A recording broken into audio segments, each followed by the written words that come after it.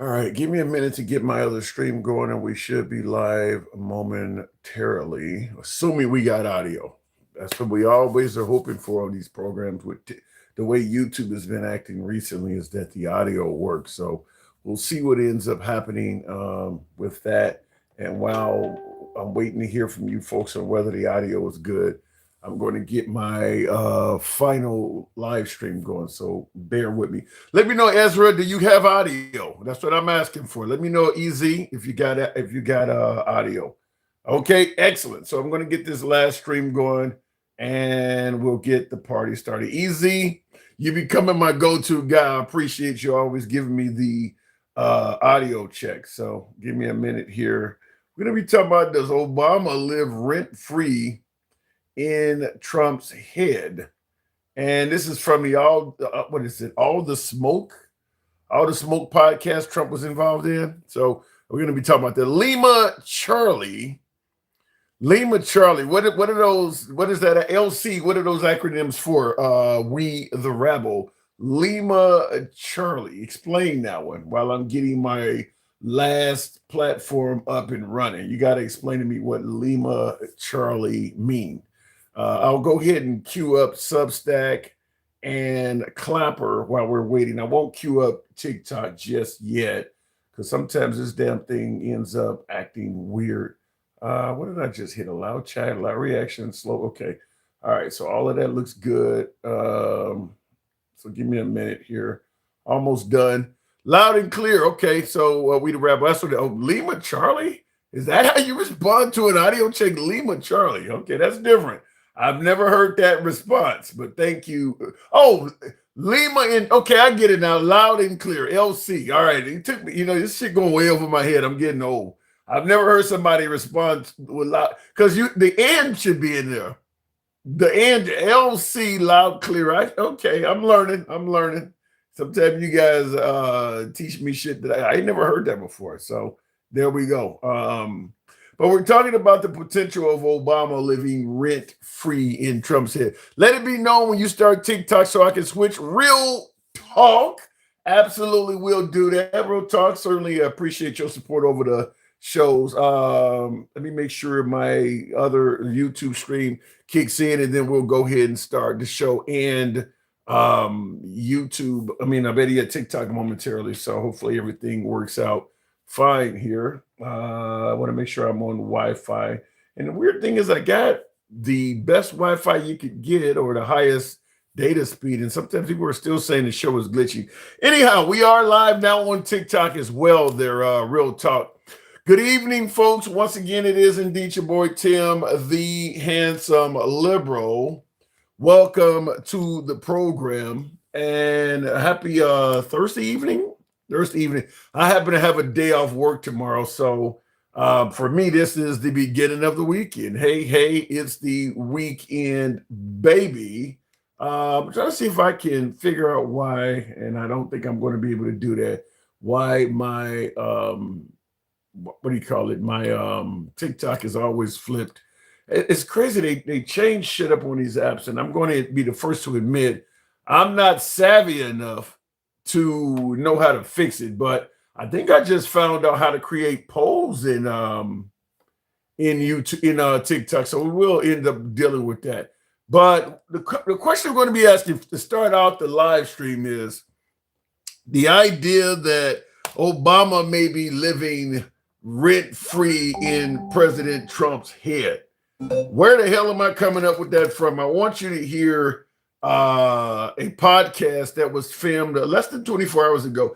It will be Babu says, good afternoon, Tim. How is everything going? I'm working for the man like you are. Fortunately, my day of working for the man has come to a conclusion. I usually am done working by about 3 p.m. Central. So, but yes, I understand what it's like to work for the man. So what I want you guys to hear in regards to this whole notion that there's a potential that Obama is living rent free in the head of former president, in the head of current President Trump. Obama, because you always hear people say that, everybody got Trump derangement syndrome and Trump is living in your head rent free. But what about the adverse? What about the potential that Obama is living in Trump's head rent free. Leader of this current administration is still very fascinated with you and your family, constantly bringing you guys up. And you've been out of office nearly 10 years now. How do you continue to keep your cool and take the high road, so to speak? Because we asked Michelle, and Michelle said we don't have to take the high road no more. We just have to be strategic in our approach. That's what she said. But she said we don't have to take the high road. But you constantly seem to meet the negativity and the racism with class, and it makes you stand out so high. Cool. But you don't just want to cuss his ass out, or sometimes. I mean, the thing about it is, like you got to ask him what it is. The obsession? The obsession. I know what it is. Yeah. Well, I obviously, have a room in his head. Rent free. You do everything with grace. A suite in his head. But first of all, when I was president, the last thing I had time to do was worry about what somebody said, or what my predecessor did. Mm-hmm. They're gone. I've got work to do. You locked in. It's hard to describe if you're doing the job right. Mm-hmm. Every day you got 5, 10 things that are real hard, and you have to be constantly focused. The idea that I'd be worrying about somebody who came before and me trying to measure, like, what's he done today?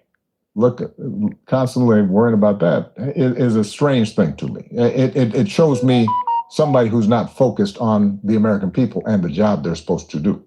The leader of this current administration. That was Obama on this All the Smoke podcast. And by the way, Truckerman and Real Talk, you guys, Truckerman with that thank you very much. I kind of wanted to interrupt and show you some appreciation for that. Absolutely, thank you very much. And Real Talk with the Galaxy, I appreciate that.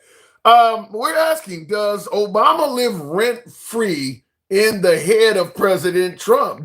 I'm assuming some of you folks may have heard that. Podcast has been featured in many places all over social media. I think The View covered it. Probably was covered on CNN. Probably was covered on MS Now.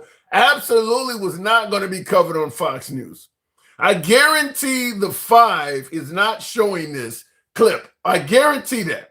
Now, if it was Obama, or better yet, if it was Trump saying the same thing about Obama or Biden, the 5 would have made it their first segment. But I guarantee this is not on the 5.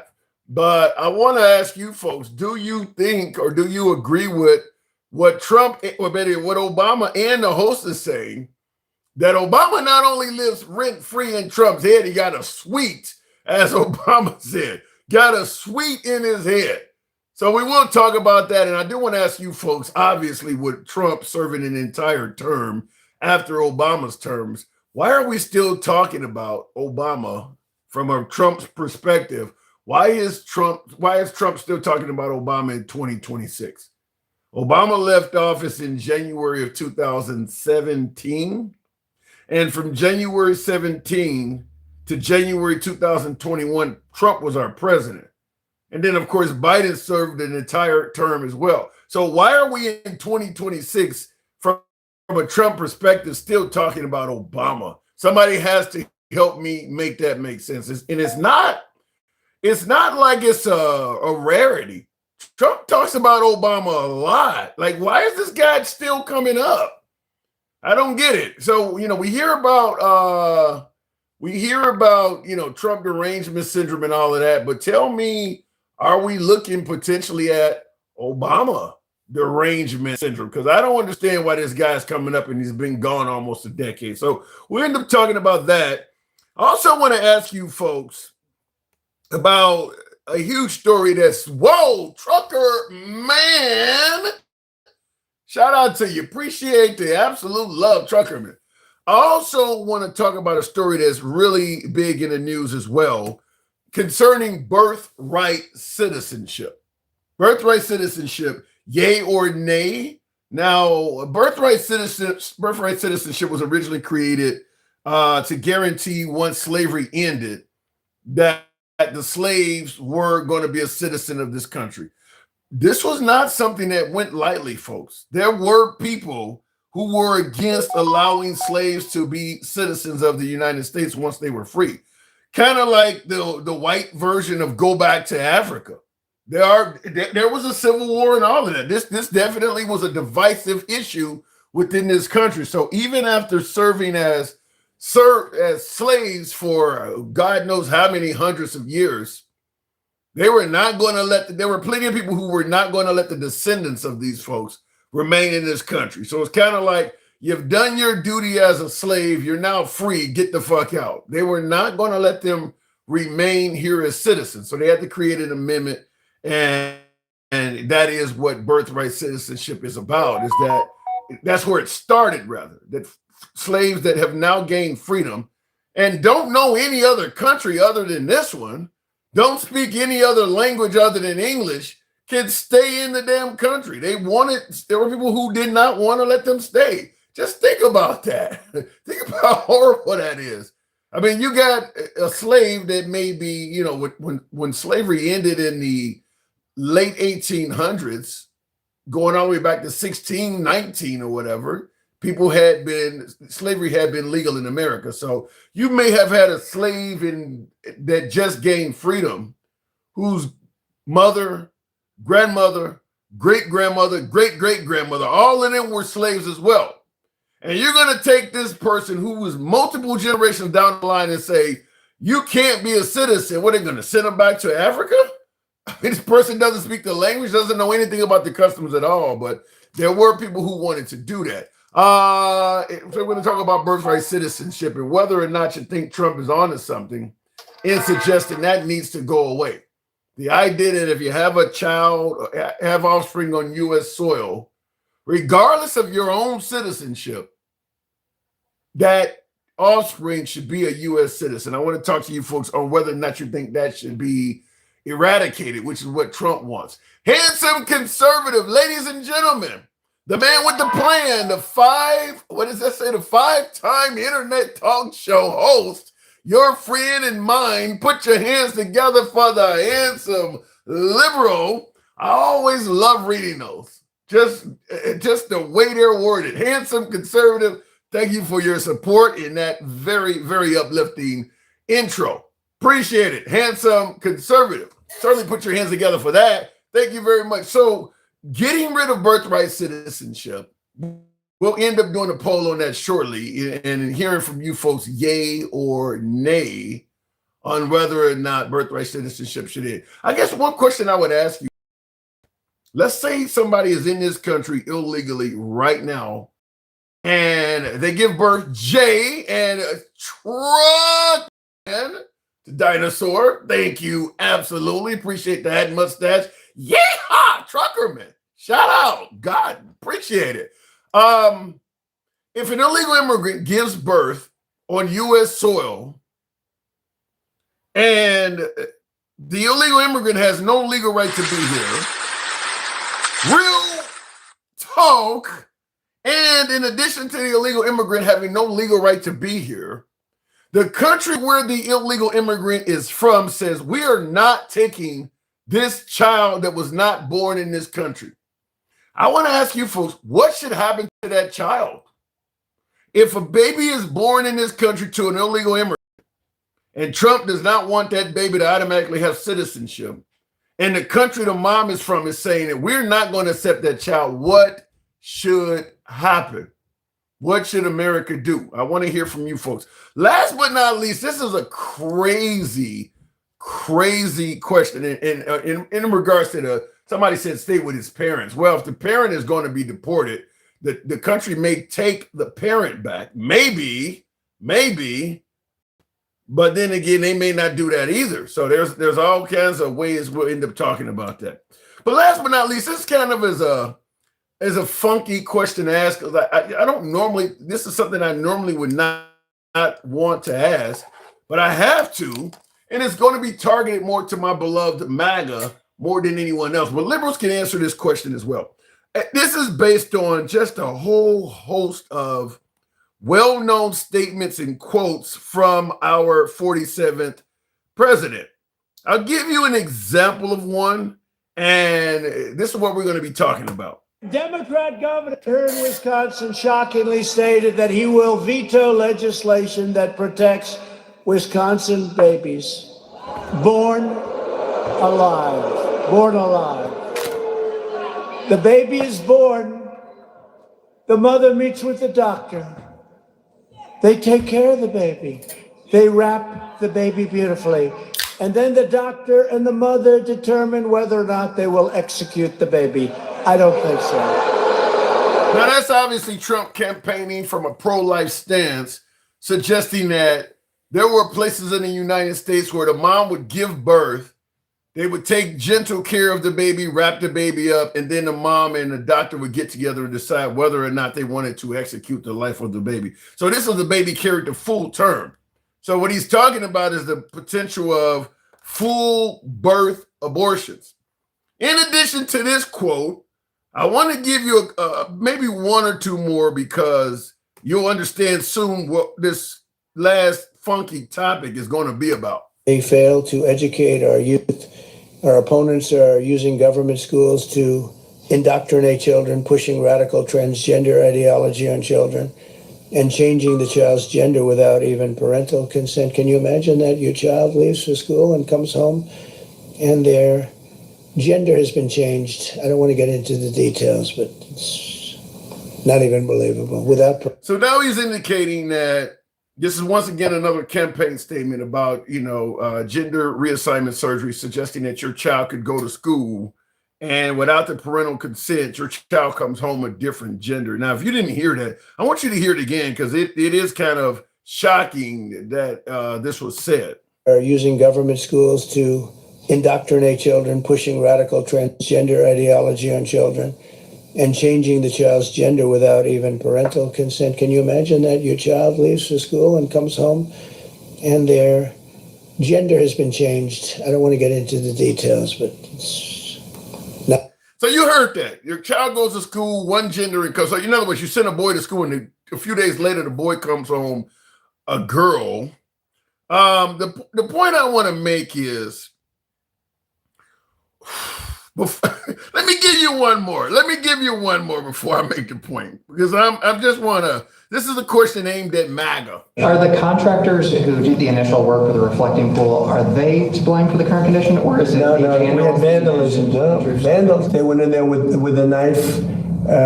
I was just told by the people over at Parks, they have 5 people are arrested and 5 people are under investigation right now. And it's a sad thing. In addition to that, we put brand new, beautiful grass all around. They put these massive letters on the grass.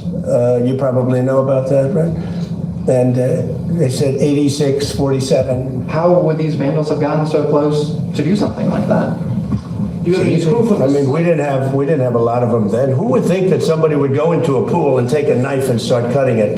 So he's talking about the reflective pool. The point I want to make, and I got a bunch of other these clips. I'm talking about beloved MAGA on this one. Why does it appear, and maybe I'm wrong and you guys can correct me, but why does it appear that Trump can say virtually anything and MAGA does not require proof? Every clip I've played for you, and I got a host of other ones I can play for you as well, is Trump saying things that are quite popular, quite well known, and nobody's asking him for proof. So, and I see Real Talk, you make a good point. I don't know why I don't have that one queued up, because he did indicate that you couldn't cut this shit with a knife. Now he's indicating it was cut, voila, with some kind of sharp instrument. And what's odd about this is there are folks who are chastising the Democrats for making all of this fuss over a damn pool. Why the hell are you so focused on the pool? You got Trump derangement syndrome. You guys are just trying to say this to trash Trump. When in fact, President Trump made a big presentation about this pool.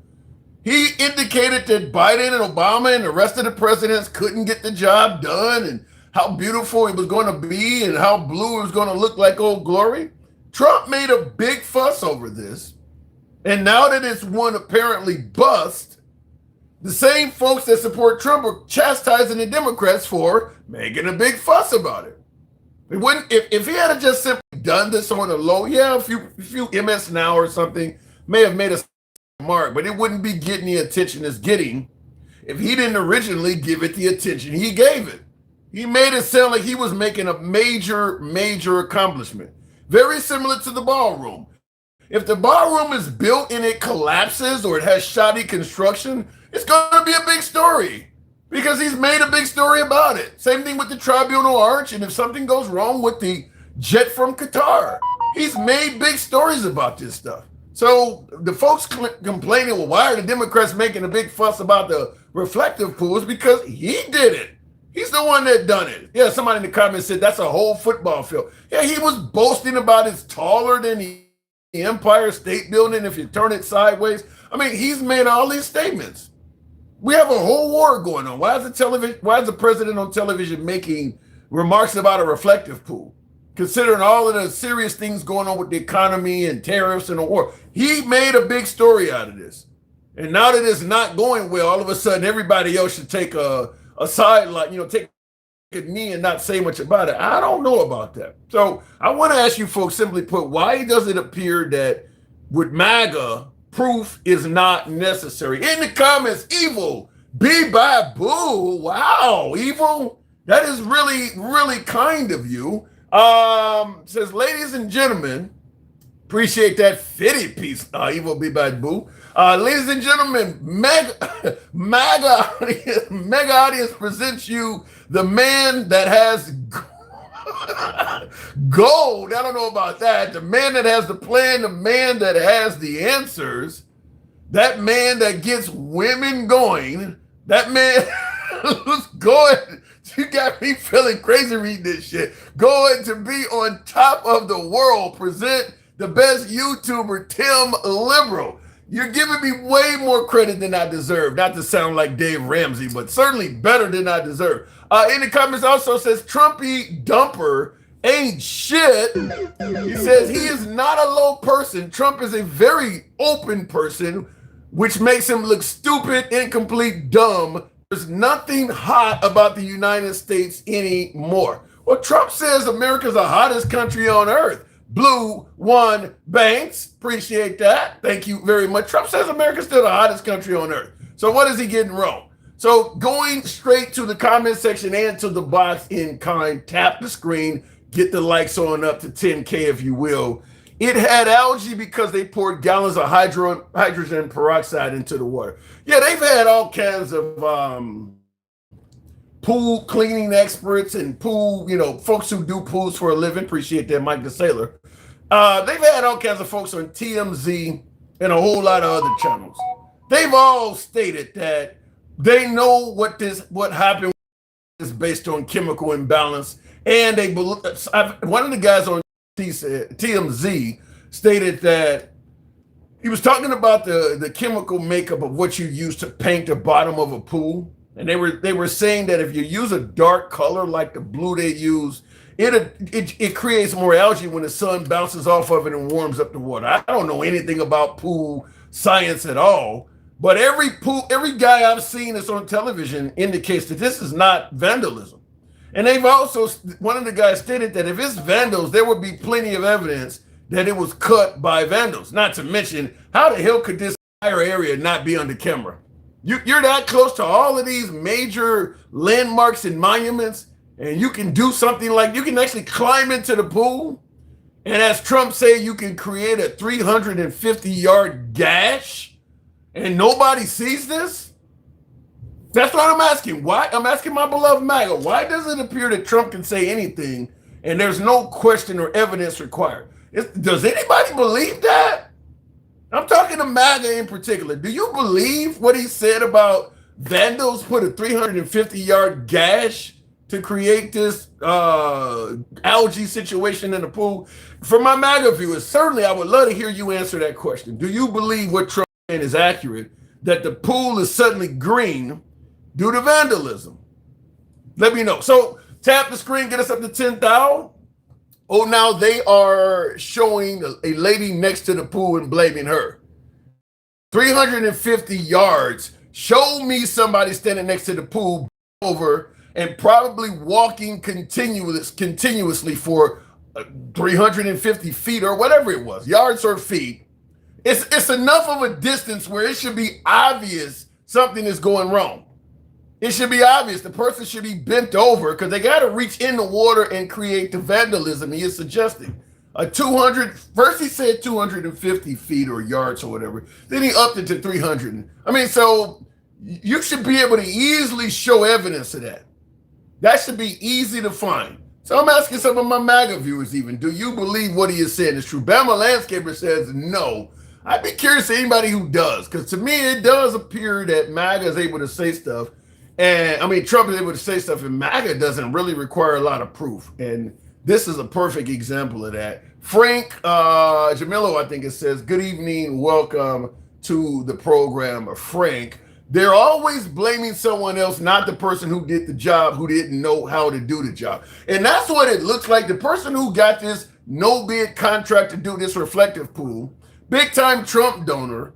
And I'm going to ask the same question we asked back during the Halliburton days of the Iraq war on the Bush administration.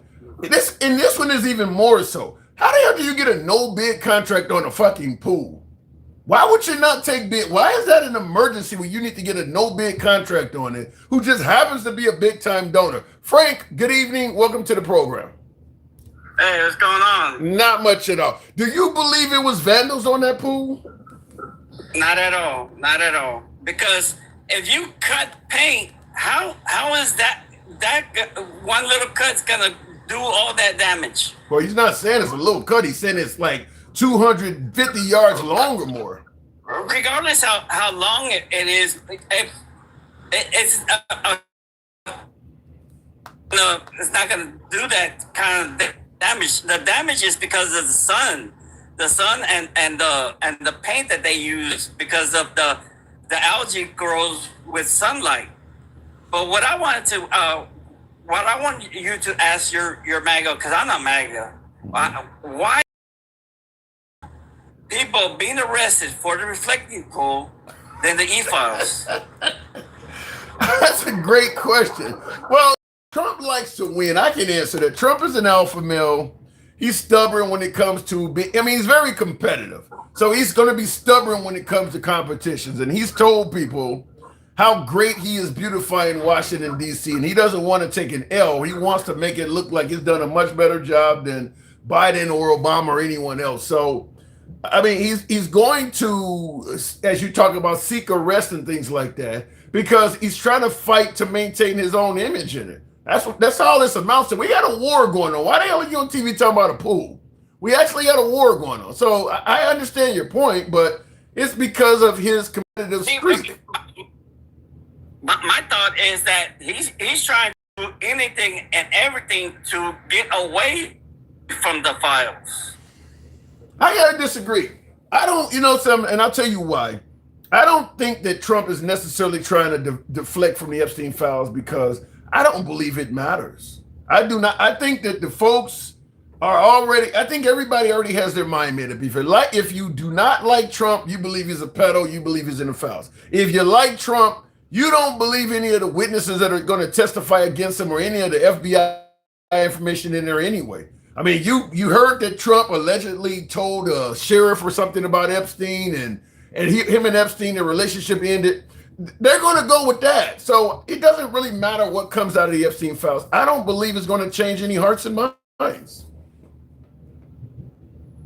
I believe you're right there too, but still, I mean, I still think that he believes that there's something very damning in the remaining e-files that he's keeping. He's doing anything and everything and lying his ass off just to stir us away from the e-files. Well, some of these, if you want to say he's lying his ass off, and I'm not going to argue with that, these aren't good lies. I mean, like with the reflective pool, is there anybody, I even asked MAGA in the audience, is there anybody that believe what he's saying? That's not a good lie. I think everybody knows that's not true. Right. Yeah. So. And the AB when he said a woman and a doctor got together, and I mean, come on, man. I know y'all MAGA is y'all, but y'all gotta be smarter than that, man. Come on, man. Well, why do you think people do believe that, though, that a woman and a doctor gets together after she's given a complete term birth and decide whether or not they want to take the life of the child. People do believe that. When I posted that on TikTok and YouTube as a short, I had MAGA in the comments saying it was true. This is how I see Trump. I see Trump as a rich toddler, and young MAGAs are the mothers that whenever the toddler drops on the floor and kicks and screams and cries that he wants this, you're the ones that are gonna be like, okay, you can have it, and then just go ahead and he's just gonna be like, hey, I got my way. Well, he just got give a shout out to Trump. He just got his way on getting the War Powers Act that they were trying to shoot down. He just had a major win on that. He just had 2 immigration wins in the Supreme Court today, so he probably is celebrating, hey, I got my way. But before we continue, Handsome Conservative says, I believe the Democrats and progressives came out at night to the reflective pool and chipped the paint off the pool. So there you go. There's a conservative saying what Trump is stating has some credibility to it. I can see that. You believe that may have happened? No, not really. Yeah. He says the Democrats and progressives came out at night and shouldn't be cut with a knife. So even if what he's saying now is true, then that means he lied in the past when he said it couldn't be. And I believe there's stuff out there. I mean, there's some remarkable stuff out there, and I believe they use that stuff, but where's the evidence? I mean, come on, MAGA, we gotta have evidence. Well, good luck on getting that from Trump. I think Trump stated that the evidence will come out in court or something like that. You know, they have charged like 5 or 6 people with vandalism, and they're threatening to give them 10 years or something crazy for this. Let me guess, in 2 weeks, right? What are you trying to indicate? Man, you laugh. You know what I'm saying. Yeah, I mean, you know what I'm saying. Well, I don't think he. Listen, I mean, they charged an Olympian or a former Olympian that was reaching down. I mean, the shit's floating to the top of the pool, and the guy said, "I was just grabbing it to see what it was." And they arrested him and charged him with a crime, charged him with vandalism. I don't. Just being candid, no, I don't think they're going to provide sufficient evidence, because chances are whatever courtroom this is dealt with, the judge probably don't even believe it's true. I heard him on the interview, and they didn't even read him his Miranda rights. Wow. So right there, they did that wrong right there. They got to, in order for arrest to be an arrest, you have to be read your Miranda rights. Yeah, that's true. Mama Clark in the comments put a fence around the reflective pool. Is that true? I haven't heard that. I know they put a Kennedy Museum. I mean, what the hell is going on in D.C.? Why in the middle of this economy, in the middle of a war, why is there so many projects going on in D.C. right now? Hey, you know what? I think Trump is going to use that as a safety net.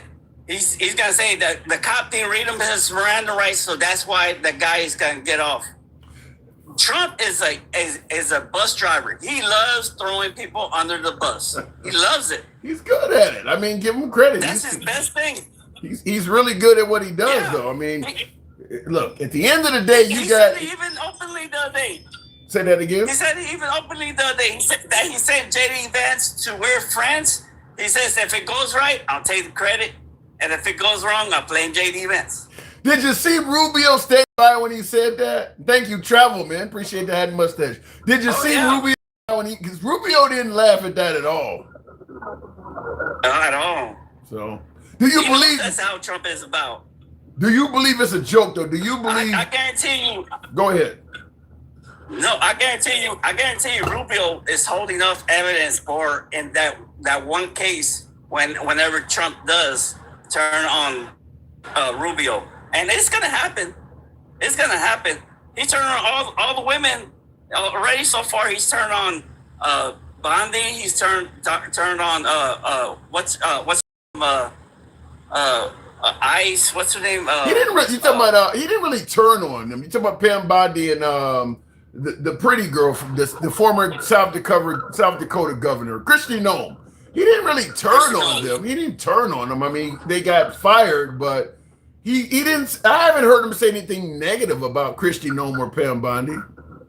But I mean, I'm just saying. Even from his last term, he could never keep a press secretary. I mean, how many did he go through? How many lawyers has he fired and put in jail? I mean, come on, guys, y'all gotta see. There is, how much more do y'all need? The man can't even put a goddamn medal on a soldier. Well, they're gonna say, even though Trump can't put a medal on a soldier or some of the things he say doesn't look right, they're going to say at least he knows what a woman is there, Frank. They're going to say he's not trying to confuse what our genders are. So they're going to see him from that angle. Dan, appreciate that. Thank you very much. So they're going to suggest that no matter what you throw out about Trump, he's not trying to destroy the country like liberals are. And that bullshit y'all have about transgender. I see it like this: if you put a grain of rice in a bag of beans, are the beans gonna turn to a grain of rice down? I know what you're saying, but I want you to explain that for those who are listening. Explain that. Explain what you just said. I mean, how much better can I expect? If you have a bag of rice and you put one grain, if you have a bag of beans and you put 1 grain of rice, are the beans going to turn into rice? Well, maybe the answer is no. Beans are young and impressionable, and they normally would have just grew up to be bigger beans. But because you've introduced all this rice and you've given them these options they never knew that existed, maybe some of the beans might say, I actually identify as rice. Well, then you had rice in you in the first place. You did good. I got to move it on. That is funny as hell. I got to move it on, Frank. Let's hopefully none of us have any rice in us. All right. Thank you. Appreciate it. Good talk, Frank. Looking in the comments, by the way, tap the screen. We should have been about 15,000. Tap the likes on up. Tim, why is it that you and MAGA care so much about trans people? Something that you want to share. I don't have an issue with trans folks. I'm just simply giving you what both sides of the aisle feel about this country.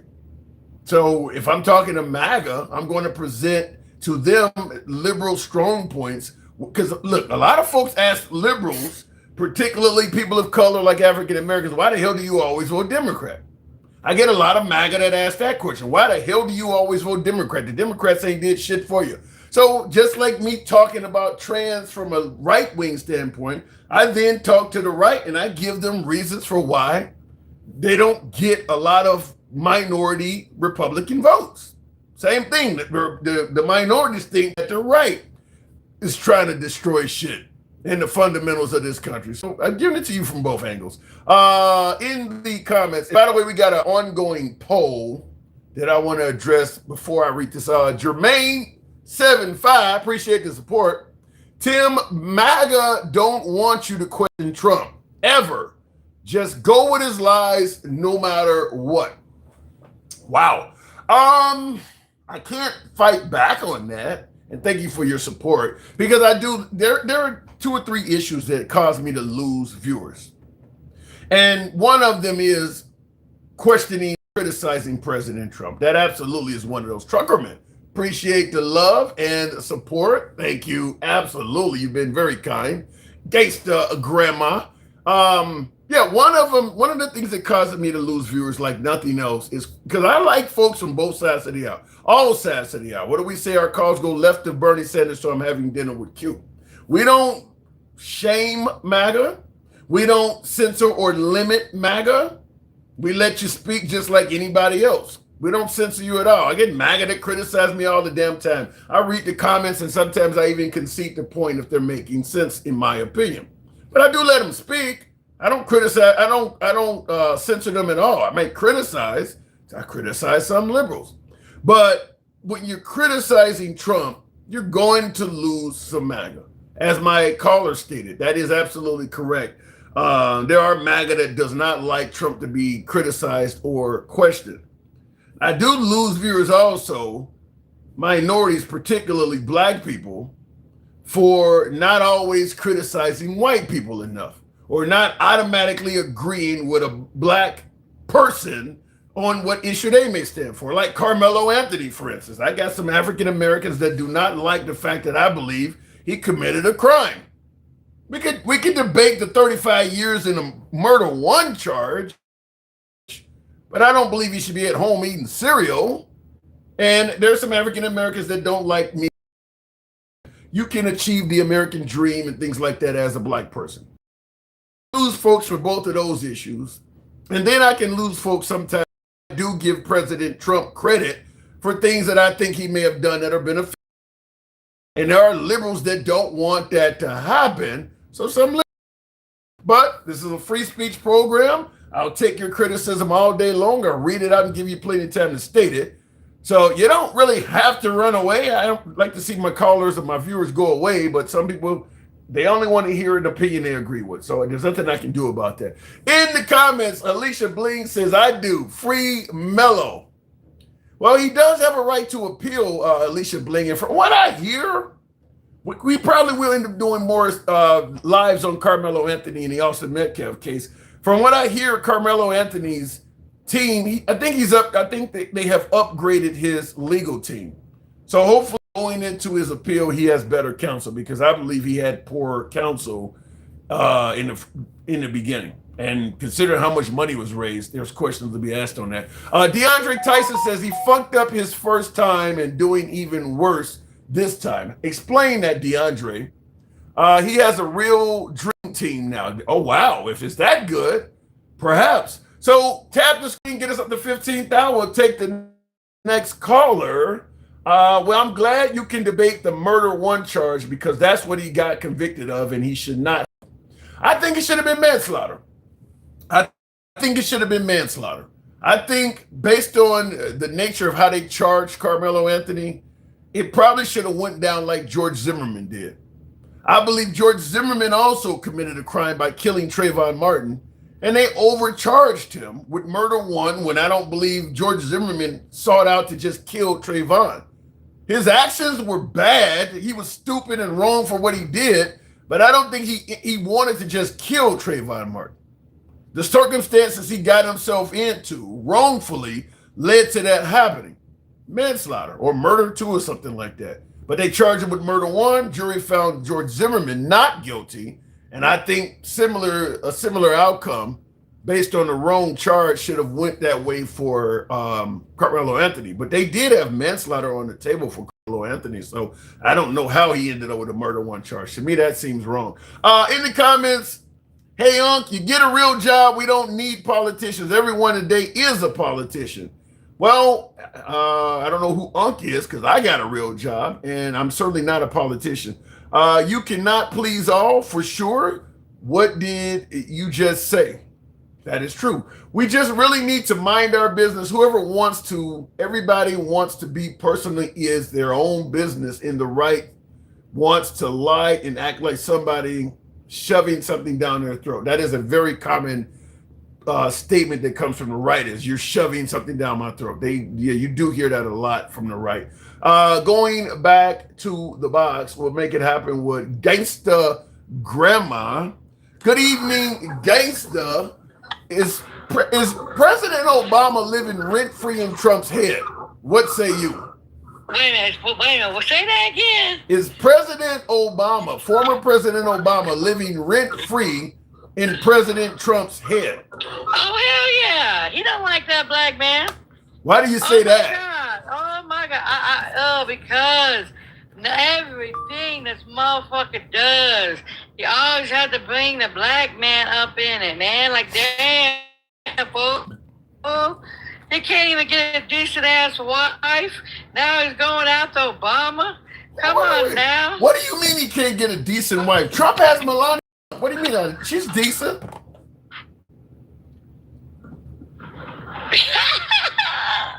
Her coochie's tore up on the floor. You need to She's stop a that. prostitute. You need to stop She's a sex porn star. She's a sex porn star. I don't even respect shit, man. What the fuck? Honey, shit, like if somebody ever told me to go to uncooked meat, you know what I mean? I say hell to the fuck to the no. See, I tell you, you motherfuckers will fuck anything. Not lesbians, not all bisexual asses. We don't fuck on anything, okay? Shit, you know. Well, you and I vehemently disagree on this. I've seen the nude pictorial of Melania Trump just like you have, and I think she looks fine. Honey, I've seen badass bitches. You feel me? I mean, I've seen bad baddies. Like, damn, booyah cuz titties, booyah cuz ass, the coochie fire. I've seen that shit. That turned me out like, damn, why are you even bisexual? Oh my. You know what I'm saying? Let me ask you something now. I never seen no hot shit. Oh, hell no. Let me ask you something. Let me ask you a question, because I know you were in the hospital this weekend when we talked last, and there's a comment in the comment section. I don't know if it's meant for me or you, but I know because you had an accident. Pizza Lover asked a question, and he doesn't indicate who it's to, but he says, "Why do you keep waking up?" But how do you take it? I keep what up? Why do you keep waking up? Why does his mama keep waking up? And why is he even on the planet Earth? Well, you know what I mean? Like I just say, shit, you're a waste of a fucking nut, man. Like your mama should have swallowed you. Well, like damn. I don't know. And you know what? And let me tell you something. I don't argue with people that should have been swallowed. So he could go keep on. You feel what I'm saying? Like, pizza, I mean, you look at his name, Pizza Lover. Like, what? What's wrong with what? I love pizza. He's probably a fat fuck that can't even roll out of fucking bed and he needs somebody to wipe his own ass. You know what I mean? Like, come on. What's wrong with loving pizza? I love pizza. And Pizza Lover in the comments said that don't make any sense. That's like a big, morbidly obese motherfucker that can't even get out of bed on time. That he has to got 18 fucking pizzas. He probably doesn't got nobody to fuck because he's that obese. His little pinky winky is like his belly is bigger than his little pinky winky. Don't come for me. Please don't come for me. Well, he might have been coming for me. I don't know. Pizza Lover, feel free to. No, you're trying. Like, you know what? I'm not gonna waste my time with him. How you been, my little Kermit the Frog? You know what, Tim? You are the most fluffing ass Negro I ever did meet in my fucking life. How so? In what way? Because you be fluffing for the white man. I mean, what has the white man ever did to you? You know what I mean? They haven't done anything wrong to me, if that's the case. Yeah, you like it in the ass, huh? Yeah. Mm-hmm. Wait. Hold on. You do realize that there are plenty of African Americans that have met their demise or been victimized by more other African Americans than they have white people. I mean, shut your ugly ass white trailer trash ass up. Why the hell you gotta go there? You realize the most violent crime in the United States is 85% of white people. 80% is with us. And we're right behind them, I ain't gonna lie. But we're right behind them. If you're in a black hood, you will be a black victim. If you're in a white hood, you'll be a white victim. But unfortunately, the white kids be going all over the place, peering up our damn schools. So what are you talking about, Willis? So let me ask it to you this way: if you are an African American living in an African American neighborhood, would it not make more sense to be talking about other black people, considering you're not likely to be victimized by anybody white? You know what, Tim? Why do you always do this? Why do you cape for the white team? How the hell is that caking? That's a fact. That's a fact. Tim, there's white on white crime. There's black on black crime. There's Mexican on Mexican crime. You know what? But the only white people always brings up black on black crime. But it's them that does the most. So what the hell are you talking about? So stop with the white cock in your mouth. No, what I'm asking is a simple question. If you are in an all-black neighborhood where you're more likely to be victimized by another black person, does it make sense for you to be focusing all your energy on white people that you don't live around? They're the ones that's doing them. Tim, comprehend this. Please help me. Help me. Help me comprehend it. 85% of violent crime is happening from white tea people. Only 80% is with us. We're right behind them. I'm not saying it's good, but it's still, we're not the number one. Do you know they just busted an 18-year-old white tea kid up at a university in California? I forgot where because I was high as hell. That just peed up the school. And guess who that was? White tea. Yeah, but you're so talking with the bullshit, man. You're talking about crime is worse than black on black crime. But yes, it is. You're talking about per capita the entire country. I'm saying if you live in the inner city, proximity. No, it's proximity. Right. Tim. So if it goes by proximity, yes, master. If it goes yes, master. Go get the whips, master. You house ninja. I swear to God, you did. I swear to God, you did vote. I'm trying to ask you a question. If it goes by proximity, and you're and what's in proximity to you are a lot of other black people, why the hell are you talking about white crime? Why the hell does white tea people talk about black crime? Maybe they need to control that as well, but I'm asking you. Shut the fuck up. Why don't you think? Yes, master, be a good little Negro. And go get him some water. That's what you guys are good for. That voted for his sorry ass. You draw the wildest house nigga. You draw the wildest comments. Handsome Conservative says every time I come on. Hold on, hang on. Handsome Conservative says every time I come on this damn show, somebody is disrespecting us poor, innocent white people. You're that person. Poor innocent white people. Yeah. I'll be there. Poor innocent white people. I'll be there. The innocent white people that was peeping up our churches, the innocent white tea people that's unaliving our babies, the innocent white tea people that can't even comprehend a damn sentence and voted for a billionaire and now crying on TV that he's doing us so wrong. Did you see that poor white tea woman, that old ass woman? I voted for him. I thought he was going to do good. Park ass. Ain't nobody unaliving your babies that are white. What are you talking about? What are you talking about? These, okay, 56% of ABs is white tea married women. Did you know that? That's why they're coming after their asses. That's why they want to breed. Because they are the ones that are unaliving their fetuses. Are you pro-life? Yep. Oh, so you want those?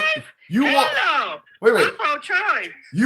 Well, then why are you complaining about white women taking the lives of the unborn? Because they're coming after us, though. Do you understand? How the hell are they coming after us? In what way? They had a dead woman in Georgia being an incubator to a black baby. She was only 8 weeks pregnant, and they had that baby in a dead body because of the AB law. Give me a damn break. But that's all behind white tea women. That's not racial, gangster grandma. White woman was in that same. No, it's not. Because if a white woman was in that same situation, there are white women that are being denied the procedure as well. You're wrong. Tim, no. Tim, yes. Let me break this shit down to you. Let me break this shit down to the uneducated baboon over here. Let me break this shit down one more fucking time for you, okay? The ABs, they're swearing up and down that the white tea man is going bye-bye. They're going extinct. And it's not true. They're going to still be around. Do you feel what I'm saying? That ain't what I'm talking about. The people that are in our country, yes, they are. They're thinking that is because why, Tim? Oh, my God, they're going bye-bye. So they want the white tea women to have more babies, white babies, okay? That's why they're coming so hard. They're coming so hard. So what are you saying? They want most of the ABs are from white women, Tim. So what are you saying? So what are you saying? They want more white children, so they're going to let the black women continue having the ABs and just prevent white women from doing it? What are you saying? Oh my God, Tim. I'm trying to get clarity. I'm trying to get clarity. They're coming after all of us because of them, Tim. They're going to come after all of us. I mean, come on, Tim. You're not that stupid. I know you're. I mean, God, you probably are because you're a house ninja. And your mama fucking should have swallowed you too. On God. No, I can see beyond the racial victimhood you're trying to play this. This has nothing to do with race. It's real, Tim. It's real. It's in Project 2025. That's what you motherfuckers need to read, Tim. Read, for God's sake. Read. It was in Project 2025. Negro. I know you're not that damn slow, but you could be because you're drinking too much uncooked protein and you put it up your ass too damn much. You know? Handsome conservative says, no, ma'am, the innocent white people that fought a war to free your people. What about them? Let me tell you something. I never said I did not like my allies. I do not like the maggots. The racist ones that put us in this situation. The racist ones are in the White House right now. They're right now taking TPN away from Haitians. But they're not doing it to the white tea immigrants. They're only doing it to the black immigrants and the brown immigrants. That's the ones I do not like. The ones that are out there fighting and using the white tea privilege to help us, I'm not bashing them at all. Listen to what the hell I'm saying. But you know what? He voted for this shit, did he not? And did he not say that he's against women can't have a thing, they're controlling our bodies? Isn't he the one that thinks that immigration is bad? But yeah, he's an immigrant his damn self because this is a brown country before he set his white ass up on here? I got to read this comment to you, and I'm going to read it exactly how it's written because I kind of know what you're going to say. But this is coming from Arnita Searles. Now, this is a sister. She says, what about all the blacks that fought and wasn't even free?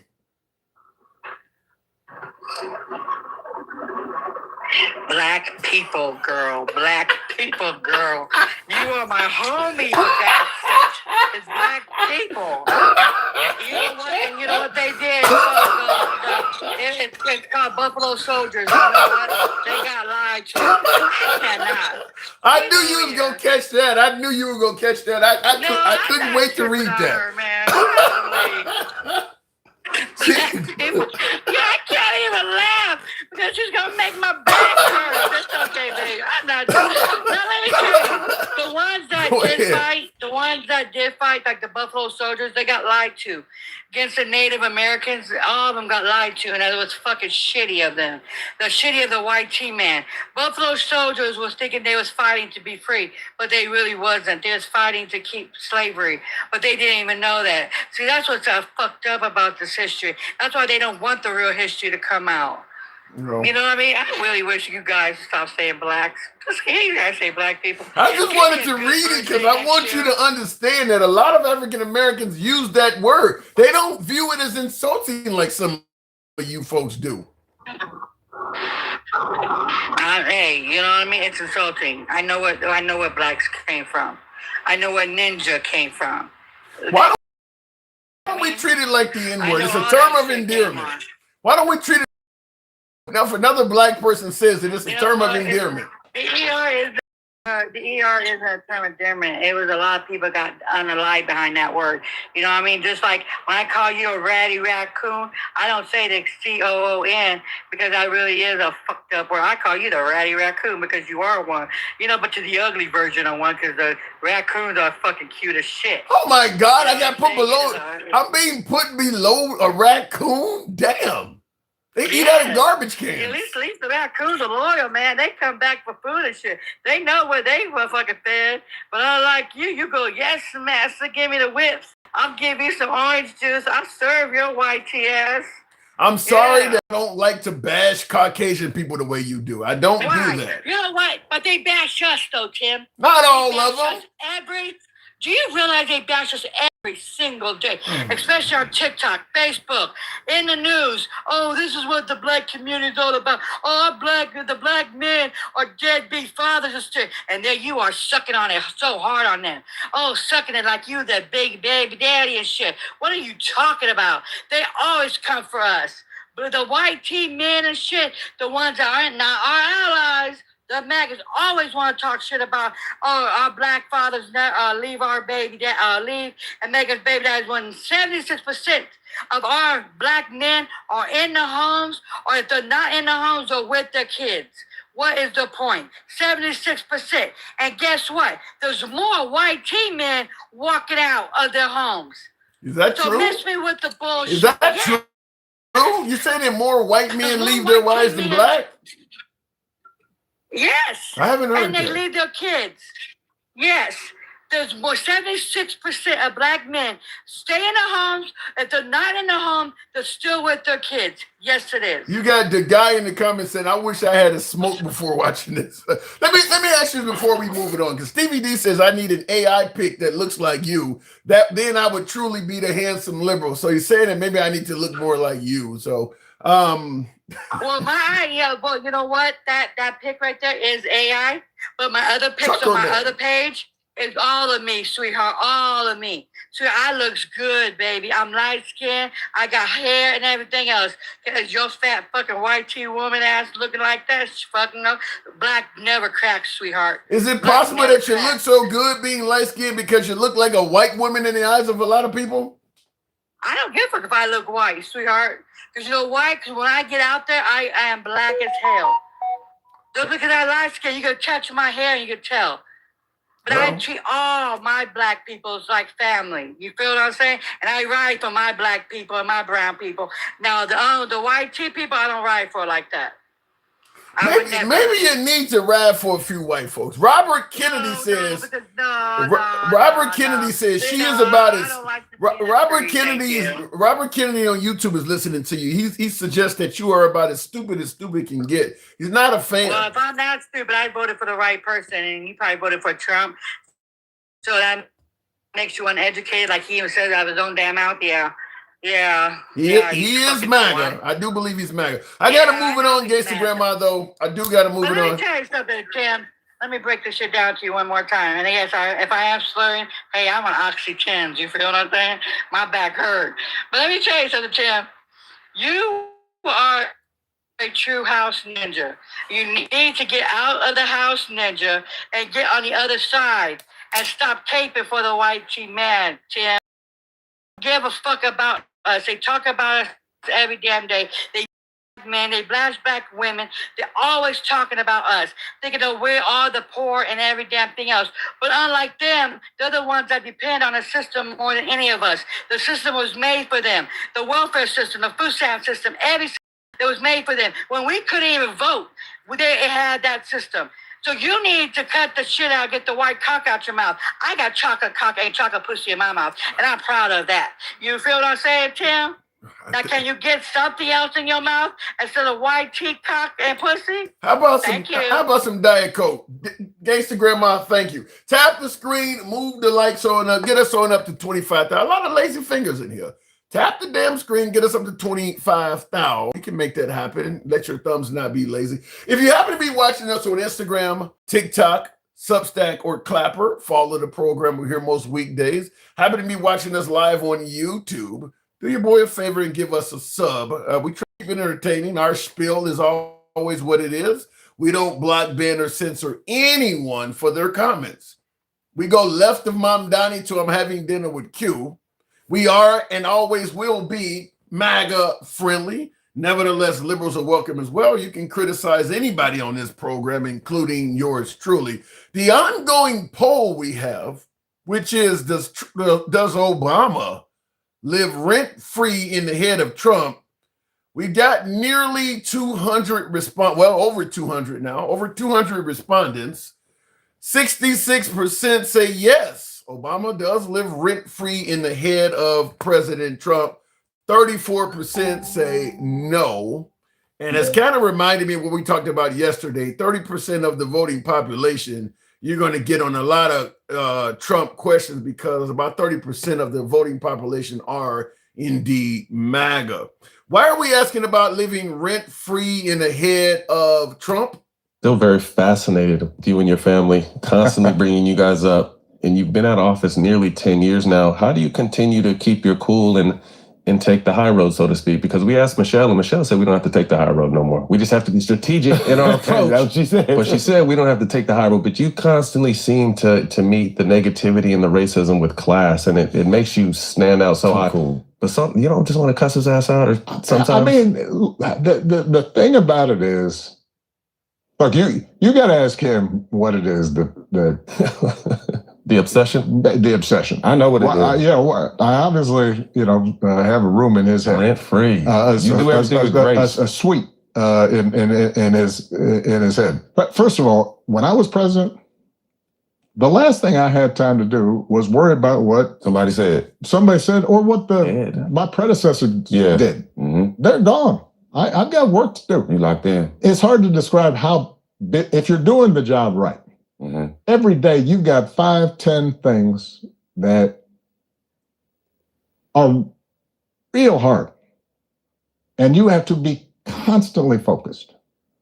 The idea that I'd be worrying about came before somebody who came before and me trying to measure, like, what's he done today?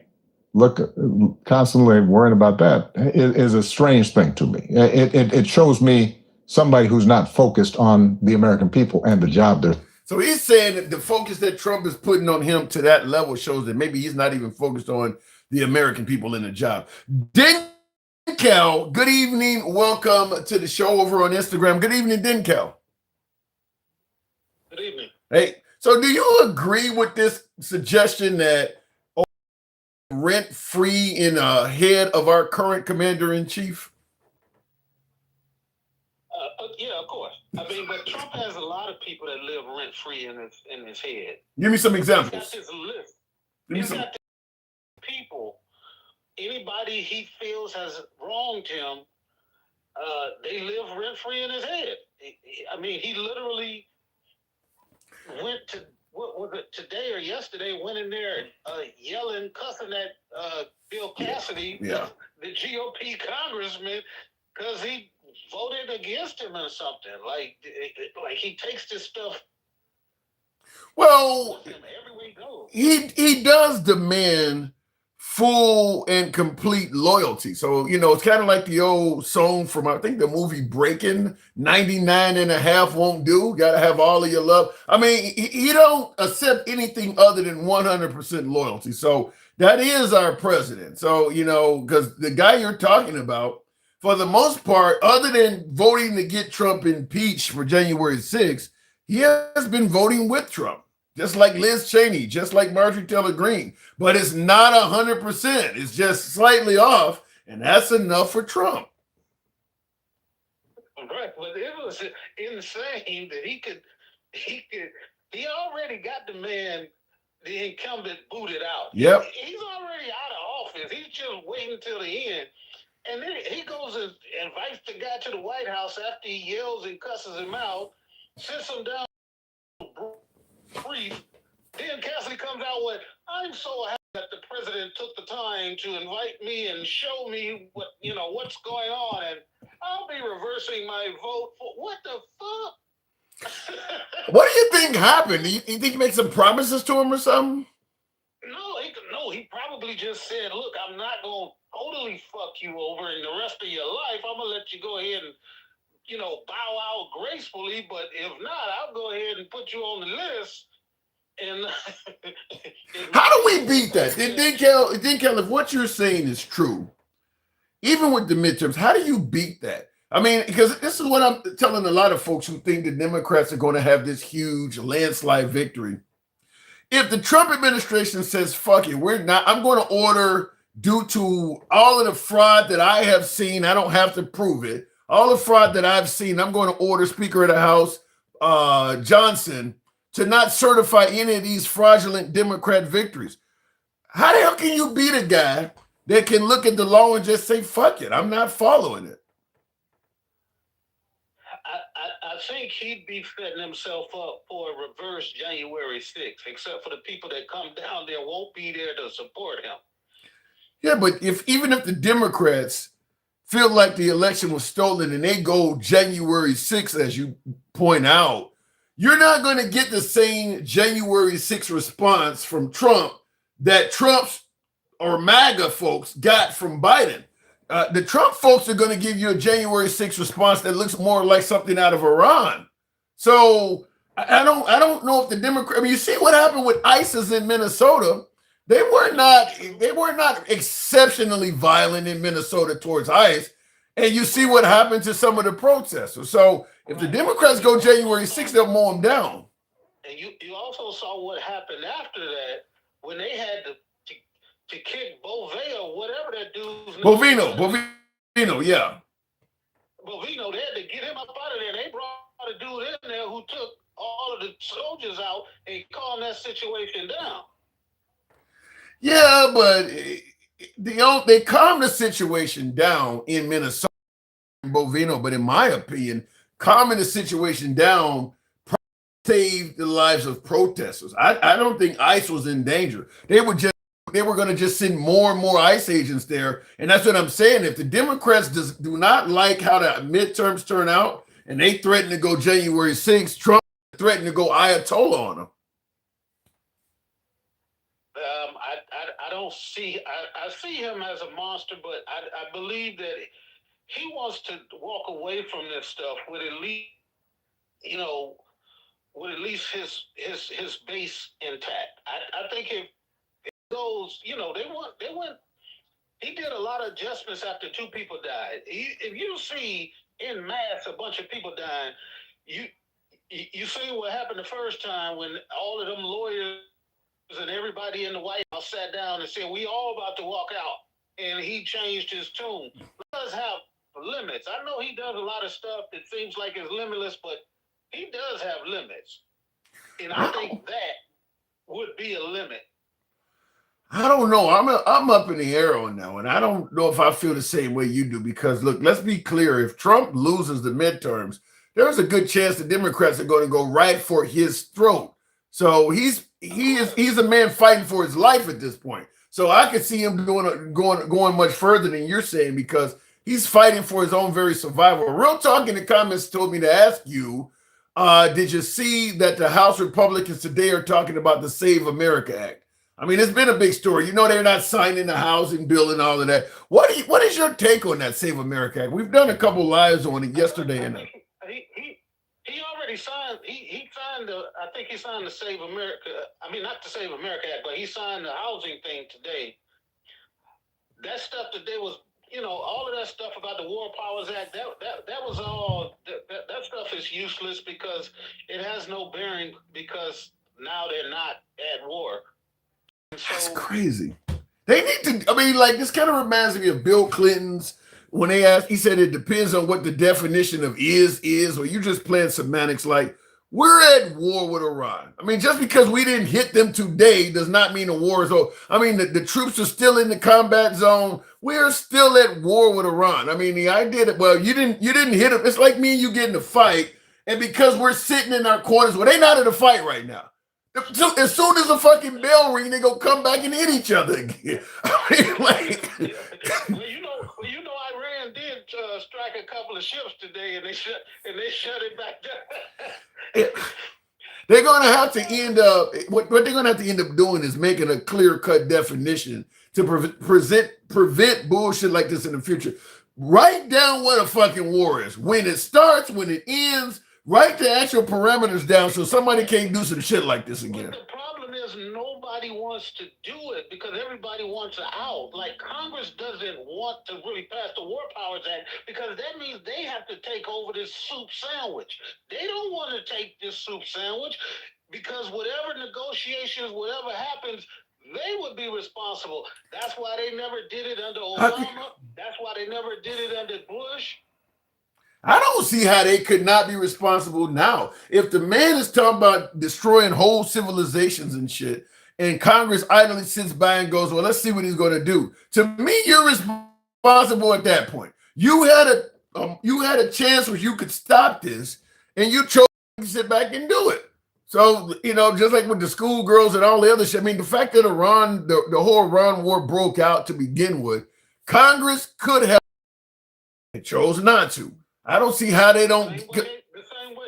The same people that be talking about Obama and he was the drone king or whatever they call him or whatever, they had the opportunity to stop him. Yeah. They didn't because they were responsible for the shit. So that's all I'm saying. Like, I'm sure they got blamed, though. I'm sure plenty of folks on the right were blaming. We're not sitting up here talking about shit. Pelosi could have stopped it. Yeah. I'm sure the right, hold on, but I'm sure the right, and by the way, what Obama did by droning, this is like a whole another universe compared to that. I mean, he literally killed the entire head of a country. I'm just saying that the logic that he used the same authorization from the Gulf War. Yeah. He had used that same authorization to continue with the droning, using that same MAU or whatever the authorization that had been given through Congress. But even now, they accused him of doing all this excessive droning. They went to court, and he used that. He said, "I'm using the MAU. That's already in place." And nobody could say shit, and then it was over. But you still got those same people saying what he did was wrong and all of that shit. They could have stopped it if they wanted to. Nobody in Congress wants to stop the president because they don't want to take the responsibility of what happened. I don't even know if I totally agree that they're not stopping him because of them not wanting to take the full responsibility. I think it's more they don't want to have Trump take them on. I think they're more afraid of taking on Trump than taking on the responsibility of fixing the mess. I think they're more scared of him. Yeah, I agree. I agree with that. So, but then at least my question me asking you again is, if the midterms don't turn out right, now I'm talking about the potential for January 6th and riots and protests, and I do believe that would happen. I just don't believe it would turn out as well as you're saying, but do you think if the Democrats do trounce, hold on, let me ask you this. If the Democrats do trounce Trump in the midterms, which every fucking political analyst expect to happen, do you believe he will let the election go as the people have voted? No, I definitely know. I don't even think I know it's going to be some funny shit. We just don't know what it is right now. Because I don't think he's going to use the same playbook. Like you said, he does have Mike Johnson in that position, but I don't know. I still think that there are people just like Thune in the Senate. Like there are people. Who was that? Tell us Thune that's in charge. Thune. Yeah, it's people that up there saying like he just gonna have to accept some shit. Like he ain't got no choice. That's what he told them today about the SAVE Act. He said, "I don't have the fucking votes. I don't know what you want me to do." And Trump is a businessman. He's like, just make it happen. And he's like, "I don't know what to tell you, sir." And then he said it outside the meeting. He was like, "Look. Let me ask you, how do you feel about the Save America Act? I mean, a lot of folks feel like, listen, the security election, the integrity of our elections should be a no-brainer. Why are you complaining about people, having to present an ID to vote? What is your take on Trump? Because Trump is saying it's a national emergency. To me, that's a bit strong, but I mean, it's a bit ridiculous to say the Save America Act is a national emergency, but how do you respond to folks who question why are Democrats so much against presenting an ID to vote? Because that's not what the SAVE Act says. I mean, we try to dwindle it down to a couple of catchphrases and stuff. All it says is you got to have an ID. That's not what it says. It says you got to have damn near a passport to motherfucking vote, which is an obstacle to vote, which is against the law. So, we can have this, conversation about semantics. Well, all it's saying, what you Yeah. gotta have an ID to buy liquor. You gotta have an ID to do this and that. That ain't got nothing to do with what they're talking about putting obstacles up to voting. Yeah. And the problem is that a lot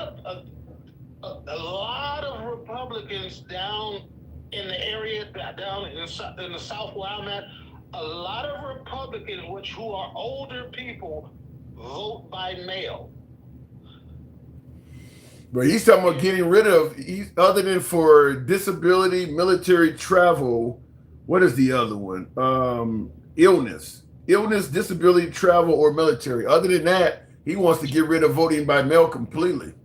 Right. And so, first of all, the Constitution say the states administer the elections. Yes, the federal government does have some oversight. They get to monitor the shit, but they don't get to tell every state what to do, how to do it, when to do it. That's not their goal. That's why all of these damn judges been shooting them down when he keep going around asking everybody for their voter data.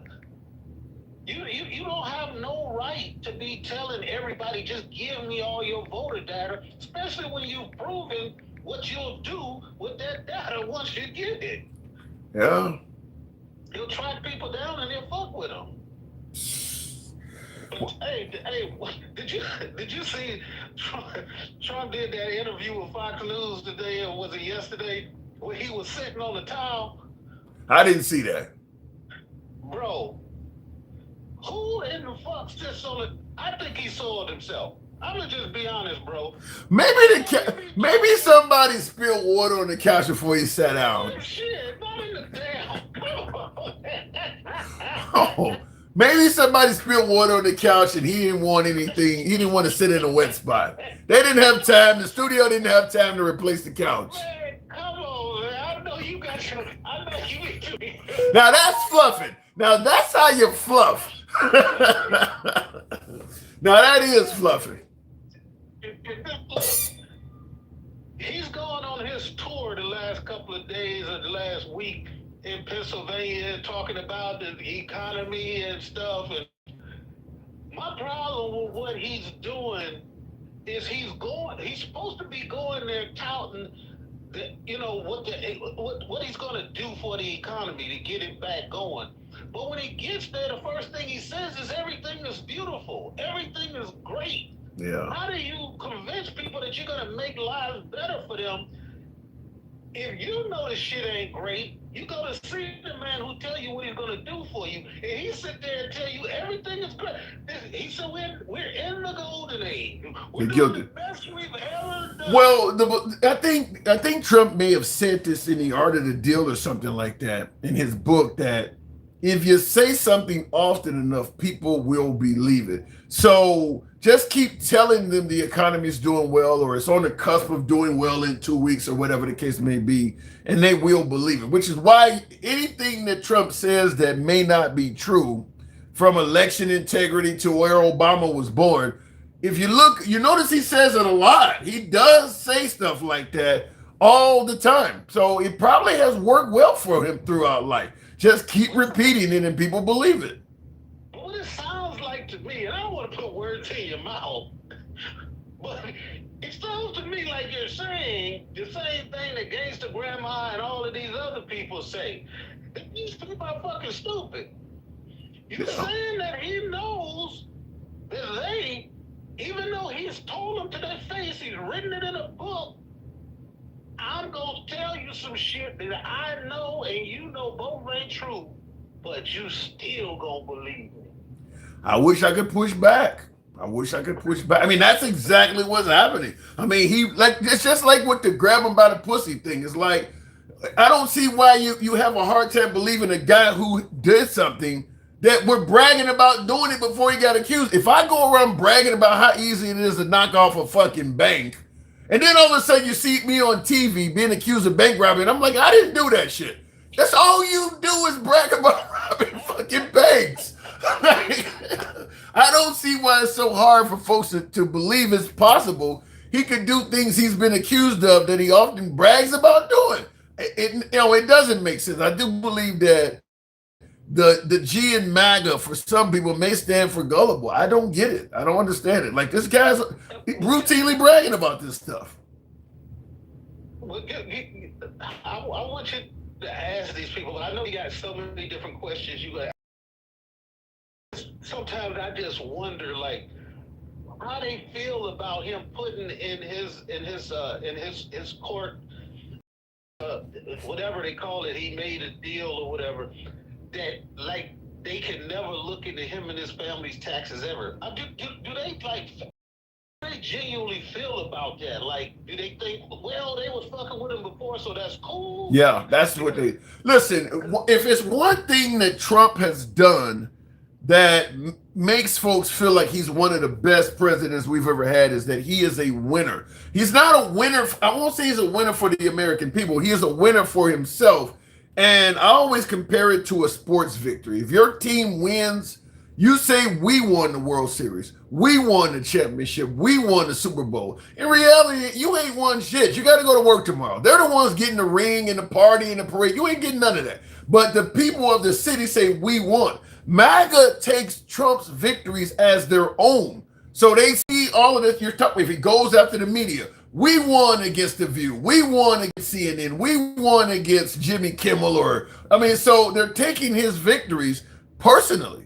So that's why they're cheering on a lot of this stuff, because they view it as a personal win. And I'll tell you this, because they're seeing all these victories, he can kind of take his time on the economy and some of that other stuff, because they believe he's doing a great job right now with all the victories. Yeah. They actually believe the victories. Take his time. Yeah, I mean, if as long as he keeps saying we'll get the economy going, and I mean, right now, let's be clear, let's be honest, gas prices are falling. They're not where we want them, but gas prices are manageable now. So I was going to say this. I was thinking about this earlier. The same people that say, "Oh my God," when Biden was in office, gas was $5 a gallon. Mm-hmm. Now, when he left office, it was $3 a gallon. Mm-hmm. So that's a $2 difference from the peak until he left office. Now, Trump comes into office, his shit was $4.50. Now it's down to $3. And they saying this is a great economy and this is manageable. I don't even get the difference in that. Like, there's no difference.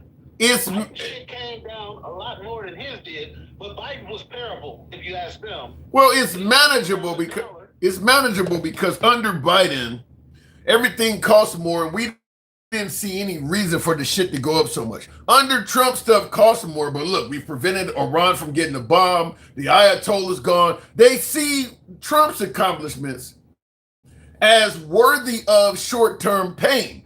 They don't believe any legitimate reason for us to suffer under Biden. He was just a complete failure. Under things are not going well, but look, we're getting stuff on the back end that makes the short-term pain worth it. But when Biden says, hey, we got the infrastructure bill done that's going to help everybody.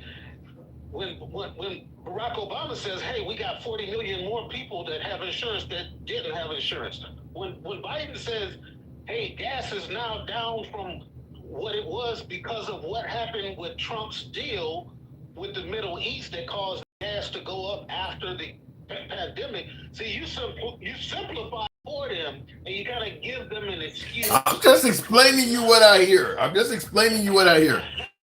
That's all. I gotta move it on, but I'm not saying that I'm buying into it. I'm just explaining what I hear. Right, but what's up with the Kennedy Center? Why won't they remove the damn tarp, man? The embarrassment is too much to take, and he's fighting behind the scenes to get permission to do it again. So we'll keep it hidden, because that way the Democrats don't get the win by taking a picture of it down, and they'll keep. We've seen the pictures behind it. They showed the pictures. It's not there. That was AI. I gotta go. I gotta go. Den Cal, as always, pleasure talking to you. Thank you. All right, good talking. You too. Tap the screen in the comments. When he said deal last week, gas went down significantly. Guess what? It looks like now up. Is gas ain't went up, has it? I haven't seen. I thought gas prices are still manageable. But you're right. With Iran is doing their own thing too. There's no guarantee it's going to stay that way. Help you boy out with the hat and mustache. TikTok cap goals. Show the program some love. JPT Farms. Good evening. In the comments, slanging banging. Economy was bad because of a war. What was the left's excuse? And that's what I was just telling my last callers, that folks on the right are willing to tolerate some short-term pain under Trump because they believe he is working on a master plan. He's working on making America the hottest nation on earth, getting the terrorists under control, getting Iran under control, getting Venezuela under control. So they're willing to deal with a little bit of higher expenses under Trump because they believe that the end result will be worth it. Under Biden, they don't believe Biden was doing anything to justify why we were paying more. And right or wrong, we went to war to better the American people, in my opinion. And that's exactly what Slang and Banging has said. Tap the screen, get the likes on up to 45,000. Help your moms and grandmas get to the courthouse and pay for certified copies of documents to allow them to vote. I'm going to tell you my take on the Save America Act. I'm really hoping it does not pass. And I'm not in the camp where I don't disagree with all of the Save America Act. I do believe a full-grown adult should be able to present an ID to vote. I don't think there's any legitimate excuse for why a full-grown ass adult can't get an ID for an election cycle that is 2 years apart. You've had 2 years since the presidential election to get an ID for the midterms. I don't think there's any excuse for that. But as my last caller rightfully pointed out, there's a lot more involved than just presenting an ID, which is why I'm not a fan of the Save America Act. Also, all of that anti-trans shit that's in there, once again, stuff that I agree with. I don't think biological males should be able to play against girls in sports, but it has no place in a election integrity bill. It does not have any place in that. Gender reassignment surgery, I'm totally in favor of outlawing gender reassignment surgery for children, just like I'm in favor of not letting biological males play against girls in sports. But that living out your I hate the transgender fantasies type shit, do that in a separate bill. If you're talking about this is about protecting the integrity of the election, the bill should only be pertaining to the election, because preventing biological males from playing in sports against girls, which nobody is fucking dealing with, that ain't saving America. America's not even dealing with that. I mean, most of us don't know a single person that has a daughter that's playing against a dude in sports in school. So do that in a different bill. But I do agree with requiring an ID. The citizenship part is why I hope the Save America Act does not pass. Simply, it's damn near July, which is what month of the year. We vote at the beginning of November. That's the 11th month of the year. So we're talking a little bit more than 4 months until the midterms.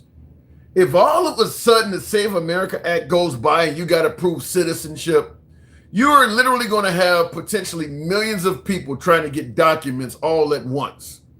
In an environment where Trump federally has fired a bunch of people in a lot of different places, there are going to be people or whenever the midterms are saying, I sent in for this or for that, and they haven't gotten back to me yet. You're going to have a ton of people on the news that can prove they were born in this country. My parents gave me a newspaper to show I was born, and they announced the birth back in 1965. I damn sure am a citizen, and because I couldn't get this paperwork in time, I didn't vote. The point I'm making is it's going to cause more people not to vote than it's going to come remotely close to preventing illegals from voting. I really hope it does not pass for that reason. The Save America Act should be something they're pursuing for 2028. Not November. It's too fucking close at this point. In the comments, or better yet in the box, we'll go straight to the one and only MAGA Reacts. Nobody who has a brain likes Trump. No, I disagree with that. I think Elon Musk has a brain. Jeff Bezos has a brain. Bill Gates has a brain. Mark Zuckerberg has a brain.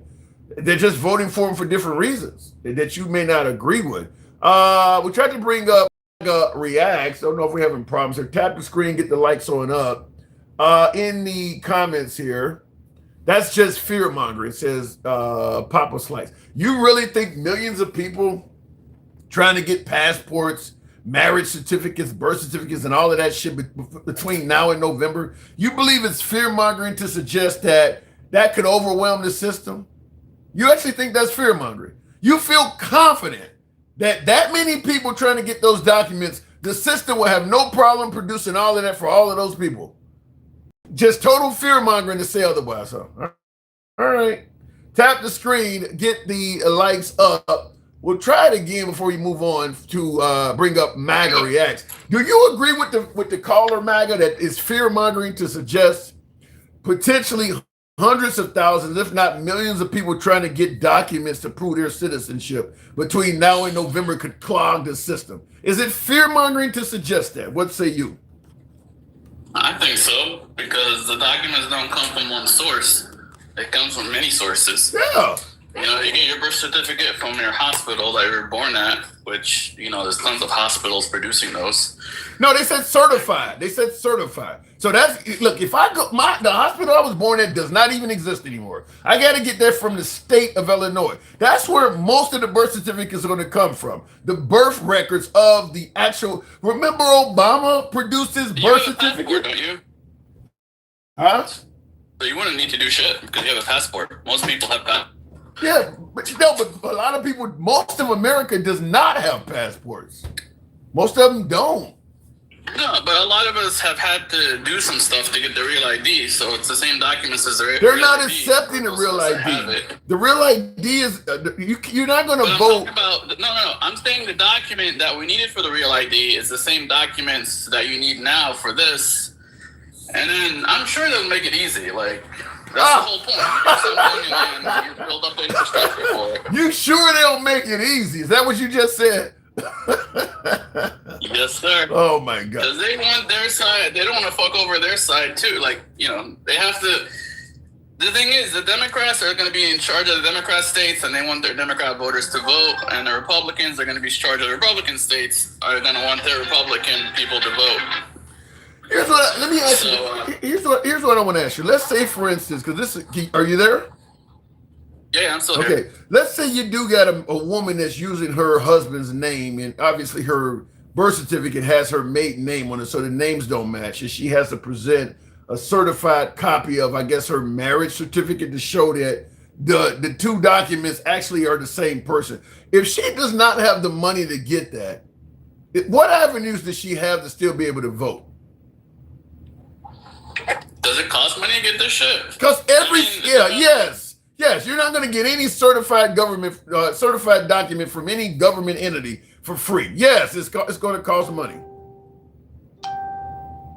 Then let's find a way to make it cheap for her or free for her. Have you heard I'm sure like a bunch of DNC people that would love to give her money to get her shit together. Have you heard the Trump administration saying anything about that? You know, passports and all that stuff costs money. Have you heard the Trump administration saying anything about helping these folks pay the money to get this stuff whatsoever?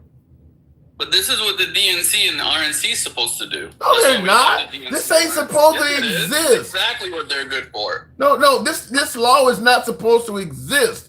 The states are supposed to deal with elections. The federal government. We've always had laws like this. This is the first time it's a national law that everybody has to follow. We've always had ID laws and shit like that, especially in different states.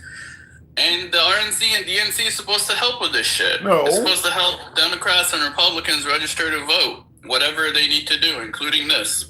So you're saying if a person needs to get plenty of money to help whoever they want to help, you know? So you're saying if a person needs to present a passport to vote, it's the responsibility of the DNC or the RNC to give them the money if they don't have it? Yeah, I mean, all this money they waste on elections. Where have you heard this from? People get their shit together. Where have you heard this from? When have you? Is that common? I've never heard this before. Well, that's what the DNC and RNC does. They go around helping people fucking register to vote and do stuff like this. It's exactly what they're supposed to be doing. So you're saying if I needed a passport, I could contact the RNC because they're the ones that. Could I contact the RNC and have them send me money to get a passport? I'm sure if you do, they'll be happy to, especially if they know you're a Republican or a Democrat and you're going to vote for their guy. You're sure of that?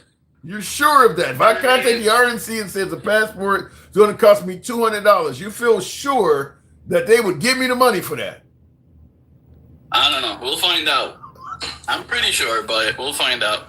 I don't know. It's supposed to be what they do, and they have the money to do it. Real talk. You gotta guess. Real talk. But hold on, dude. Mr. Till, let me tell you this, sir. I had something to pre-order Galaxy when we first started live, and I asked you to bring me up, and you didn't. But I sent another one, dude. But we're gonna keep that one in the pocket. I'm talking to you about that later. All right, I didn't see it. I didn't know that, but thank you. Okay, fair enough. All right, sir. I ain't gonna accept your Trump excuses. But anyway, Margarita is gonna get you like that. I heard you say earlier that they ain't gonna do nothing to hurt their own people. Like you were talking about, like Republicans with the Voter Act, they ain't gonna do it to hurt their own people. Yeah, they don't want to lose voters. Okay, so let me ask you a question then, brother. Did you see that Republican news conference today? The Save Act? No, I don't watch everything. Okay, so see, this is what I say, that sometimes before we speak in absolutes, we need to make sure we do our research. That's my boy Mike the Ball be talking about that. He know what I'm talking about. He be on that research. But anyways, so the Republicans had a news conference today on the Save America's Act, that Voters Act or whatnot like that. They was on there talking about that they ain't gonna vote for nothing else because this was the Housing Act when Trump, did you see that part when they had that big thing and Trump was supposed to come and sign the bill for the Housing Act? Did you see that? I heard about it, but what's up? Okay, so you heard about it. So let me tell you about it. Like they was out there from the sign and Trump got on True Social. That's how he report a lot of things on True Social. And got out there and said he would no longer sign it unless they get the Save America's Act. Girl, shut up. And when they had Republicans had a news conference today, they said that they won't sign the the Housing Act because they believe that the Save America's Act, the Save the Voting Act is more important. Now let me ask you this question, brother. All right. In this country, because you've been here in this country, what do you think is more important right now for us, American people? Housing or a voter fraud bill? Voting is always more important. Voter security is always more important. This way we don't have a fucking civil war or January 6th ever again. Let me respond. I agree with Maga Reacts if there was ample evidence to suggest that the elections were being handled in a fraudulent manner. If Trump was presenting that, if the stuff Trump alleges in our elections there was proof that was actually happening, I would think the Save America Act would be more important than a Housing Act. But we know people can't afford houses. We don't have any proof of this election stuff. Mr. Till, that's where I was going, sir. You gotta let me cook, man. I was going there because we can't prove in this country right now that voter fraud is an epidemic type of stuff. We can't prove that in this country, but we can prove that there's a lot of us Americans that really can't afford to even buy a house right now today. So why not, Mr. Margaret's brother? Why not focus on the current problems that we can prove than rather a problem that came up because a man lost an election? Listen, we have people questioning elections every election, so don't blame it just on 2020. I remember 2000. I remember fucking 20. I remember 2000. I remember 2020, and I'm sure there's a few more. Yeah, but they're not calling it a national emergency though. Yeah, but Hillary Clinton said the election was stolen. You got Al Gore, but they didn't call it a national emergency. Trump is saying the Save America Act is a national emergency. Well, listen, we're more divided and we have less confidence in elections than ever before. So this ain't true. That's your only. That is only your side that feel that way. That is only your side, and particularly MAGA. Even Mike Pence don't think Trump won. Even traditional Republicans don't agree with that. That's just MAGA talking like that. Do you want another January 6th, or do you want to just take this small step to be like, all right, we secured the election, so I guess you don't have to you can't bitch about stolen election anymore. Wait, but Marietta, let's go back to what you said about the Republicans won't hurt their own people, or whatever the case may be like that. In this country, is housing affordability only a problem for Democrats, or is it a problem for Democrats and Republican citizens? You're twisting my words. I meant not hurt their own people as far as getting them to vote for them, as far as their voter eligibility, not as far as everything possible. Okay, so basically, and also when it comes to like this housing bill, just because they passed the housing bill doesn't mean it's actually going to help with housing. Most of the time, bills just make things worse. Margarita, just because they pass a voter fraud bill doesn't mean it's going to help with fraud. Right, wow. Actually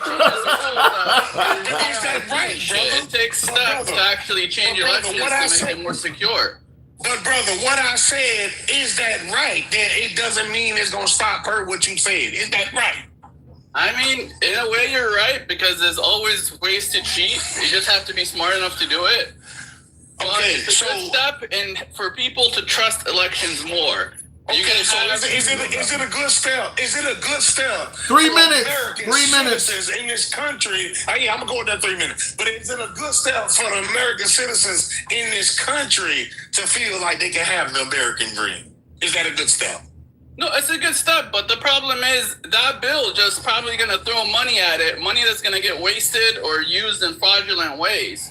Where this is actually taking steps to make elections more secure by requiring our it's not throwing money at the problem. It's actually trying to fix the problem versus the other bill is just throwing money at the problem, which we know doesn't work because fucking the government sucks at doing shit. So my last thing is to tell you good job. So with the voter bill, we don't have a big problem. We cannot prove that it's a massive fraud. But you know what? It's a step to go ahead and make things better. But when it comes down to Americans affording housing or whatever they said, but that to pursue the American dream, it's just throwing money at it. You go ahead. All right, real talk. Thank you. The bill actually requires ID. The bill throws money. You know what makes housing affordable? If the fucking what's it called? Interest they rate. lower interest rate. Which well, but one of the part of that housing bill, and I agree with real talk. Part of that housing bill is preventing investors from buying all of these Airbnb properties. So you don't have a young family that's buying a house for the first time competing against an investor that can walk in and buy 10 houses in cash. That's in that bill. It's stopping investors from doing it because that's what a lot of people are competing against. I take back what I said then. Yeah, that's part of it. Now, if that's what's in the bill, it's just not just throwing money at the problem, then I take back what I said because it's also like a solution-based bill. Another thing that's in there is throwing money at the problem. Yeah, another thing things more expensive. Well, another thing in there that is throwing money out there is using federal dollars to convert vacant buildings into housing. So you could turn factories into lofts and things like that. That's in there as well. You could turn it into cheap housing or whatever. So that part I don't like. Well, that part I don't trust. I don't want to say I don't like. I don't trust it because I know some people are going to use it fraudulently. Well, no matter what we do, anytime there's a bill, somebody's going to find a way to use the new law to make money and do some underhanded shit. Like with this Save America Act that you're saying would prevent January 6th, for instance. How the hell do you think? Here's what I don't get. How the hell do you not understand Democrats looking at a man that has made all kinds of accusations over the last 10 years about fraudulent elections, provided little to no proof of most of those accusations, and that is the dude who wants to pass a bill to control how the elections was ran. If it was some other president in the future, the Save America Act might be something that had more credibility. But it's coming from a man that, as far as we know right now, has a history of lying about election fraud, that's making up stuff. That's the dude that's saying we need to pass my bill to protect elections. When he's made all kinds of accusations that at the very best... lying, then why is he passing the bill? What? If he's lying, like you said, then why is he passing this bill to stop election fraud? Because it's going to benefit him. Because like mail-in voting. Let me explain to you. Like mail-in voting. Which party overwhelmingly use mails to vote in? That's the Democrats. If you take away mail-in voting, you're taking away a avenue to vote that is primarily used by Democrats. So now they gotta. But he doesn't want to take in. He just wants to limit it to people requesting it. He's just getting rid of massive mail-in voting. That ain't what he said. That ain't what. No. It says mail-in vote. You like ballot harvesting? Because I hate it. I've told you this 100 times. I hate ballot harvesting. I think it's just cheating. I don't like making accusations. Money is going to cheat the best and win the election. I'm going to say what I keep saying. I don't like accusations without proof. Just show me the cheating. I showed you articles 2 days ago. I showed you articles of them registering homeless people and fucking getting them to vote for whoever they want using their mail-in ballots. To me, registering a homeless person to vote, first of all, I don't think that on its face is cheating to no great degree. And second of all, I don't think that represents very many people in this country. I mean, how many homeless people have been registered to vote by somebody else? That is such a tiny, tiny problem that passing a bill that we all got to deal with seems incredible. Real talk to me. You want to come back up? But for a tiny problem, they're always arresting someone every election in California. There's always somebody. Every election, I hear someone getting arrested for it in California. Okay. I think what you guys are doing are taking basically a molehill and trying to turn it into a mountain. You're taking something that maybe a few people do that's illegal and trying to pass these huge laws that affect everybody. The average homeless person even is not being registered to vote by nobody. That's something that is happening in the minuscule numbers, just like with this transgender and sports type shit. You guys are taking stuff that affects virtually nobody and making it sound like everybody is at risk from it. I genuinely believe that homeless people being registered to vote affected the mayoral race in fucking in LA. Okay. I think fucking what's his name, Pratt would have been fucking number 2 if it wasn't for all the homeless people being registered. I think Elon Musk affected elections. Should we stop somebody from being able to fork over $350 million to the president? Elon Musk affected elections. I mean, honestly, I'm for that. I'm for getting money out of the election. Let's hear him go. I think even what Elon did is not the same because he didn't fucking sit there and make sure the person voted for who he wants to vote for. Who gives a shit? You and I disagree on the fact that if you give somebody $1 million, they're going to vote the way you want them to. You're making it sound like I could give you $1 million and you're going to go in the... People did it for $5, Tim, not even $5. They said the people they interviewed said they did it for $2 on a fucking sandwich and cigarettes. Real talk. What's up? All right. First, before I start, Shantae says 7810 lower the student loan act. Or the case should be like that. So I'm just go ahead and throw that shout out in. But Mac Riad, you talked about voter harvesting, right? You talked about that, right? That's a bad thing, right? On case should be like that. So what if you saw, right, like when Trump was running for president, and you saw they did an investigation and saw that these ballot harvesters had a whole big pile of mail just stored somewhere on the outside? What would that say to you? He dropped. He must have dropped. He must have had a phone call. Magri X dropped. He said they... Okay, I'm gonna go ahead and jump into that. But the reason why I had asked him that question because I noticed that a lot of people like to talk, but they don't understand how they put their foot in their mouth before they do research. Mr. Tim, the Postmaster General had a Senate hearing. Or the case, I think it was today. It was today or yesterday. Yeah, Senate hearing. Mm-hmm. Now you know who Josh Hawley is, right? Yeah, the Postmaster. And you know Josh Hawley ain't no Democrat. It was not like that. Josh Hawley was sitting in that Senate hearing and asked the Postmaster General that's under Trump and put up a picture. Anybody who want to know what I'm saying, go back and look at it. Josh Hawley put up a picture and asked, and I think it was St. Louis, Missouri he was talking about, and asked about him being sending letters to the Postmaster General about an investigation because he had a picture where they showed a pile of mail with the little mail buckets surrounding it on the outside just piled up, and asked him that why he hasn't did an investigation on that, and he have sent them letters like other senators. Josh Hawley even said in that Senate hearing and said that he wanted on record because the Postmaster General was laughing when he asked him about why he did that. So my thing was, when I saw that, I said to myself, what is Trump saying about that right now? Because I ain't hear nothing about Trump saying nothing about that. But if Joe Biden was president, that would have been different. See, we told y'all It would have been there different. was rigging and stealing the elections. Or I don't even see nothing about MAGA second. When I saw that hearing, I mean, I'm petty. I'm researching. I'm looking for. Look, you already know Trump is only concerned with any potential fraud coming from Democrats. If a Republican is either accused of committing an act of fraud or even convicted for committing an act of fraud, Trump ain't gonna say shit about it. He only is concerned with fraud coming from the Democrat side. So, and the crazy part to me about that is that when MAGA reacts say something like when he says that because the election was closed, that's why it was.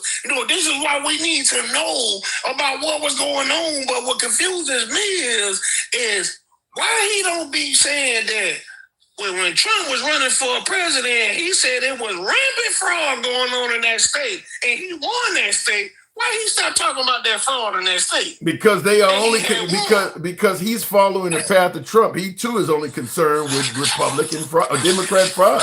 They're not. If Trump says there's fraud in the state and Trump ends up winning that state, they don't care about the fraud that was there. It's as simple as that. And they don't say that, just like when Trump came out and said that he saw somebody was losing, and he had called the Attorney General and said, look into that. That sounds like, that to me, when I heard him say that sounds like what it was, 1,780 votes? Yeah, 511,000 votes. 511,000 votes. He told them, so I need y'all to go out there and find a way so this person can win. Thank you for breaking me up, sir. Anytime, real talk, definitely real. Love to talk. Tap the screen, get us on up to 75,000. Like I said, to me, the biggest issue with the Save America Act is the fact that it's coming from Trump. I really believe that. There's way too many allegations of fraud coming from Trump that have either been unfounded, where there was no evidence, or in some cases proven to be a lie, like the Dominion voting machine stuff, where people are settling out of court and admitting, we kind of just made it up.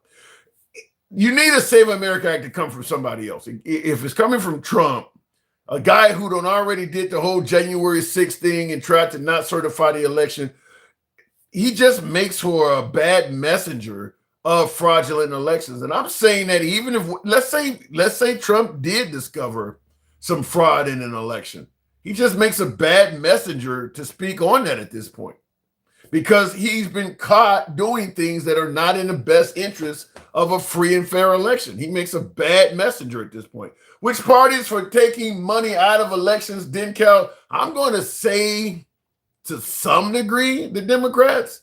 But Democrats take AIPAC money and stuff too. I don't know if either party really is for taking money out of elections. Some of the people I think there are plenty of Republican and Democrat voters that are for taking money out of elections. But when it comes to the likes of, Mike Johnson or Hakeem Jeffries and Nancy Pelosi, I think neither one of them would be a good person to pick if you wanted money out of elections. I think they've all made a killing off of it. So it would be, I don't know who would be for it confidently.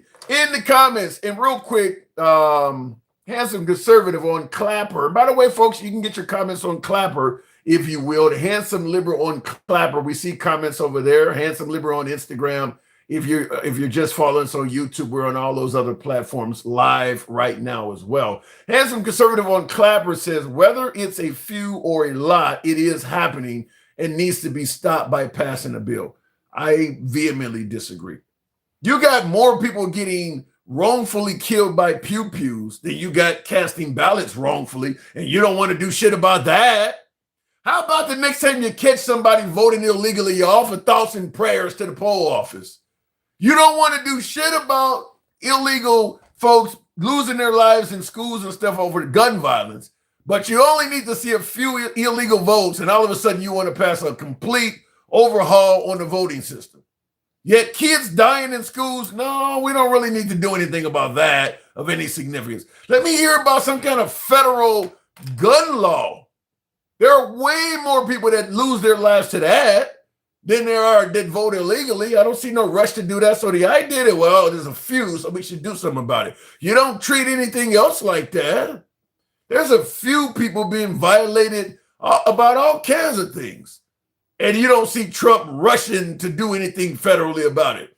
How about the fact that what happened on the Epstein list? You think there's a few kids that are victimized nationally due to adults wanting to interact with you? You think that happens a few times? Maybe in a few different religions in the back rooms? You really want to address some shit that only happens based on the notion of a few? I'm going to give you stuff that happened way more than a few people voting illegally. And I don't see the right doing anything to address that stuff. So I don't buy into a few people are doing this, so let's rush and do something nationally that's going to affect everybody and potentially cost millions of dollars, because people got to rush to get all of these certified documents and passports and all of this shit that is really based on the action of just a few people. I don't, and it's also based on the wording of somebody that tried to prevent an election from being certified. And when he failed, sent a whole bunch of people towards the Capitol building, and those people acted a fool. In the comments, gun laws only affect law-abiding citizens. I don't understand what people don't understand about that. That ain't true is what they understand about that. Gun laws affect criminals too. There are plenty of criminals that are serving double-digit years in prison simply because they were a prohibited possessor. Without the gun law, maybe they were driving on the way to rob a liquor store or something. Got pulled over by the police. The police discovered the firearm and took the firearm and took the person to prison because they were a prohibited possessor. That's a gun law that stopped the whole fucking liquor store from getting robbed. Without that gun law, he would have been on his way there. He would have got stopped, and they would have let him drive off because he would have had the right to still keep that firearm. Gun laws do stop shit. You just don't realize it. Every time a prohibited possessor has a gun taken from him, that's the potential of saving a life or stopping a crime. That's a gun law. There are gun laws that work. Looking in the comments, just admit the truth that the whole Trump administration is crooked, says Be Nice. I don't know about the whole Trump administration. I mean, Tulsi Gabbard stepped down when they started suggesting that Iran had a nuke and were about to use it. She never played into that. She stood up and admitted that we didn't see that. So that will be her legacy. Now, this whole Dr. Fauci bullshit that she decided to get involved in on the way out, I don't think she should have done that. I don't know what kind of future political aspirations Tulsi Gabbard has, but probably not much. I know her husband's dealing with cancer or whatever, but there's a potential she may have tried to run for office. First of all, she switched parties, which is really negative if you're going to run for any serious office, because now you come across as a traitor. But in addition to switching offices, yeah, she decided to go after Dr. Fauci with this other bullshit on the way out. To me, she should have just bowed out gracefully and left that as is. I mean, it's not like Trump is going to punish her. She's on the way out anyway. That Fauci stuff, it's not going anywhere, first of all. I don't know why people jonesing for Fauci. You think the guy was trying to get people killed? I still don't understand that one. Yep, and Trump swept it under the rug, but MAGA doesn't say anything. Yep. Fauci belongs under the prison, says Robert Kennedy. Here's what I don't understand. And tap the screen. We'll take the next caller at 80 Thou, Thou. And by the way, help your boy out the hat and mustache, TikTok cap goals. This is MAGA-friendly programming. We don't block, ban, or censor anyone. Your comments go from left of Mom Dottie to I'm having dinner with Q. You can be critical of anybody on the program, as we always say, including yours truly. So this is free speech. In regards to the notion that Fauci should be locked up, here's what I don't get. Then why shouldn't Trump also? Dr. Fauci was only on television giving folks instructions because the president let him do it. Trump and Biden. He continued doing it under Biden, but it predominantly started under Trump. If you believe that Dr. Fauci is saying things that are wrong, and MAGA absolutely believed that because they were telling Trump to fire Dr. Fauci in his first term. So MAGA, if Dr. Fauci is wrong, MAGA knew he was wrong, and Trump didn't? Are we suggesting that MAGA is more competent than President Trump? Because they were telling him to fire that dude then. Trump didn't do it. Trump could have reallocated him somewhere else. Fauci is known for his work on HIV. Put him back on the HIV task force. He doesn't have to be addressing people on the pandemic. Trump don't have to be appearing on television with him every day while he's telling you to wash your fucking groceries and leave them outside for 24 hours. Trump is standing by this guy. MAGA is telling you then that this guy don't know what he's talking about. So you can go after Fauci, but if in your pursuit of Fauci, you fail to acknowledge that Trump comes across as completely incompetent, then your opinion is biased. Your opinion is biased. MAGA knew this dude was wrong and the president didn't? How does that work? Explain that. So you got Trump on television with Dr. Fauci day in and day out during the day, standing next to Fauci while he gives advice on how you should handle this new virus. And then at night, Trump is going on rallies where the whole audience is yelling, fire Dr. Fauci. The MAGA, the campaign folks, or what better yet, the folks at the rally is what I'm looking for. The people participating in the rally, they lead a rally thinking, yes, Trump is going to drain the swamp. He's going to get rid of this guy. In addition to locking up Hillary Clinton. Finally, we got a president that's going to do something about it. That's how they feel leaving the rallies. I know because I've been to a couple of them. And then the next day, Trump is back on TV with the motherfucker, giving out instructions again. And within a few more days, he's back at another rally in another city with more of his supporters yelling, fire this guy. And within 24 to 48 hours, Trump is back on TV with Fauci, letting him give instructions. How the hell do you go after Fauci and Trump gets a pass on that? How the hell does that work? Unless you're just totally biased in favor of defending Trump, no fucking matter what. How does he get a pass on that? If you really believe Fauci did something wrong, and this dude is just standing next to him every day on TV while he's giving out the instructions you believe are wrong, how does he get a pass? Tap the screen, going back to the box. Fauci made Trump look like the idiot he is, says Tammy. I'm just saying, if Fauci was wrong and MAGA realized it and Trump did not, then that means Trump is incompetent because the average citizen should know less than the president. Yet you got the whole rally yelling, fire this dude, and Trump is back on TV treating him like he's the best scientist in the world. And that means Trump is incompetent. You can't go after Fauci and ignore that with Trump. In the comments, now Trump is sundowning, says Dark Unleashed. Get us up to 80,000. We're ready for the next caller. And by the way, help your boy out with the mustache. TikTok cap goes in the comments. Downside of the right outweigh downsides to the left.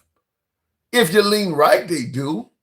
If you lean right, of course the downsides to the right outweigh the downsides to the left. If you lean left, you disagree with everything you just said. Many people just hated Trump from the get-go since 2017. And that doesn't make sense to you at all, Bert? You do realize when Trump came down the golden escalator in 2015 and announced he was running for president on day one, you got to take into consideration what happened on day zero. When Trump came and announced he was running for president in 2015, he had already spent the previous 2 years doing everything he could to trash and disqualify Obama from being president. So what MAGA fails to realize is, why the hell did they treat Trump so poorly when he just announced he was running for president? They had it in for him from day one. No, Trump had already been trolling the Democrats and the president for 2 years before he announced he was running. The whole birther thing, saying all kinds of shit about Obama being born in Kenya and all. I mean, so when he announced he was running for president, he had made a bunch of enemies already. So I don't understand why MAGA, who was likely sitting around laughing at Trump trashing Obama, suddenly feel like I don't understand why people didn't like Trump. Politicians actually admit mistakes. You've admitted you made mistakes in the past. I have. Well, you and I talked about President Obama and the whole birth certificate thing. I didn't say it was a mistake. I just said I don't want to talk about it. I'm asking you now, do you accept that President Obama was born in the United States, No, is not Muslim? I really don't know. I mean, You don't know. I don't know. I don't know why he wouldn't release his records. But, you know, honestly, I don't want to get into it. He came up with this thing all of a sudden miraculously. Remember this one thing. I'm only going to get one thing because I'm about jobs, the economy, and I'm about the military and taking care of our vets. Don't know. No, let me just say something. Do you know that Hillary Clinton was a birther? She wanted those records and fought like hell. People forgot. Do you know that John McCain was a birther, wanted those records? They couldn't get the records. Hillary failed. John McCain failed. Trump was able to get him to give something. I don't know what the hell it was. Let me interrupt to say something. A few things on this. Now you hear him telling Anderson Cooper of CNN, this is in front of the Golden Escalator, by the way, that he don't know where Obama was born. Now this is back when he was running for president. In addition to him claiming he don't know where Obama was born, you hear him saying that John McCain and Hillary Clinton were birthers. That is patently false. That is patently false. And I'll tell you, I personally fell victim to this shit. For a time, I was walking around saying that Hillary Clinton is the one that started the birther movement.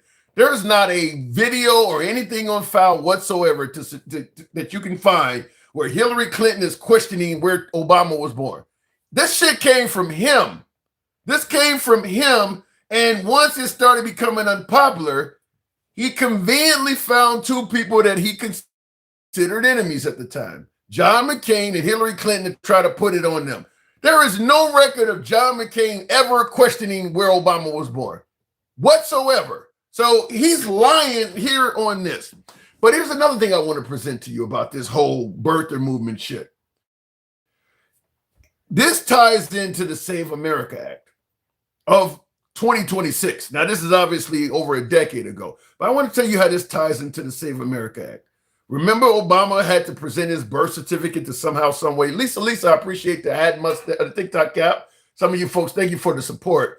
I want to tell you how this ties into the Save America Act.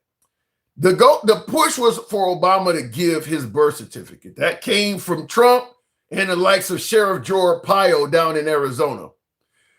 President Obama did ultimately cave and present his birth certificate. This is a cup I show sometimes on the program. I purchased this by donating money to the 2012, I think, maybe the 2008, maybe 2012 Obama re-election campaign, I believe. Picture of Obama's face on the front at the time. He still had all black hair and a big, nice smile. On the back, his long form birth certificate. Now, the reason I'm saying this ties into the Save America Act is because this is Obama presenting a birth certificate, and the Trump administration, or better yet, President Trump himself looked at this birth certificate, and so did Sheriff Joe Arpaio, and they said this was not legit. How does this tie into the Save America Act? You think when you start having to produce documents to vote in this midterms that are coming up, you think there's a chance they may say some of your documents are not legit if they don't want you to vote? They looked at this man's birth certificate, who was president of the United States, and tried to suggest this was fabricated and totally made up. You think they won't do that to you as a citizen? When you start producing documents, if they don't want your vote to count, look, and you don't have to do it to the individual. Trump has a beef with some liberal cities like Atlanta during the Georgia. So all of a sudden, if a bunch of folks present birth certificates from maybe a hospital that you know in the 70s and 80s gave birth to a lot of liberals, a lot of minorities, just deem all of that shit coming from that hospital as fraud. Apparently somebody got a hold of a printer, and all of that shit coming from General Hospital, that's all made up. We're going to toss out all of the birth certificates that were presented from that hospital. We believe they were fabricated. You don't think that could happen? When they didn't even believe the birth certificate from an actual sitting president. You don't think they could do that? So that's the point I'm making. He don't shown already that he may disqualify legitimate documents. So the Save America Act is making you present all these documents, birth certificates, marriage certificates, all of it, passports and shit. You don't think they may disqualify some of that shit? You could go out and get a passport and then get a letter from the federal government saying you lied on the information to get the passport. Therefore, the passport is considered inaccurate and we won't let you vote with it. Isn't that what they're doing to turn over green cards? They're suggesting you got your green card by putting fraudulent information down 10, 15 years ago. Therefore, we're going to revoke your green card. They've shown you time in and time again that they are willing to revoke legitimate documents. And here we are approaching a period in voting history where they're going to be requiring documents. You think they're going to trust them all? The Democrat ones? Tap the screen. Let me go back to the box. Just letting you know where this is going to go, likely. If you don't believe it, you should. Going to the box will bring up the one and only Andy. Good evening, Andy. Welcome to the program. Hello. And it was Hillary's supporters, not Hillary's campaign, that did that, because it's been fact-checked 9 ways to Sunday, and it was not Hillary. Yeah. Or John McCain, or the late John McCain either. Yeah, or John McCain. That was all. Donald Trump saw that and he was all, let's run with it. Let's go back to the voter fraud. So I went and consulted the Heritage Foundation's statistics, where they went and did the voter fraud because, you know, they thought that that we were all lying about how few voter frauds happened, and then they had to come out and tell the truth.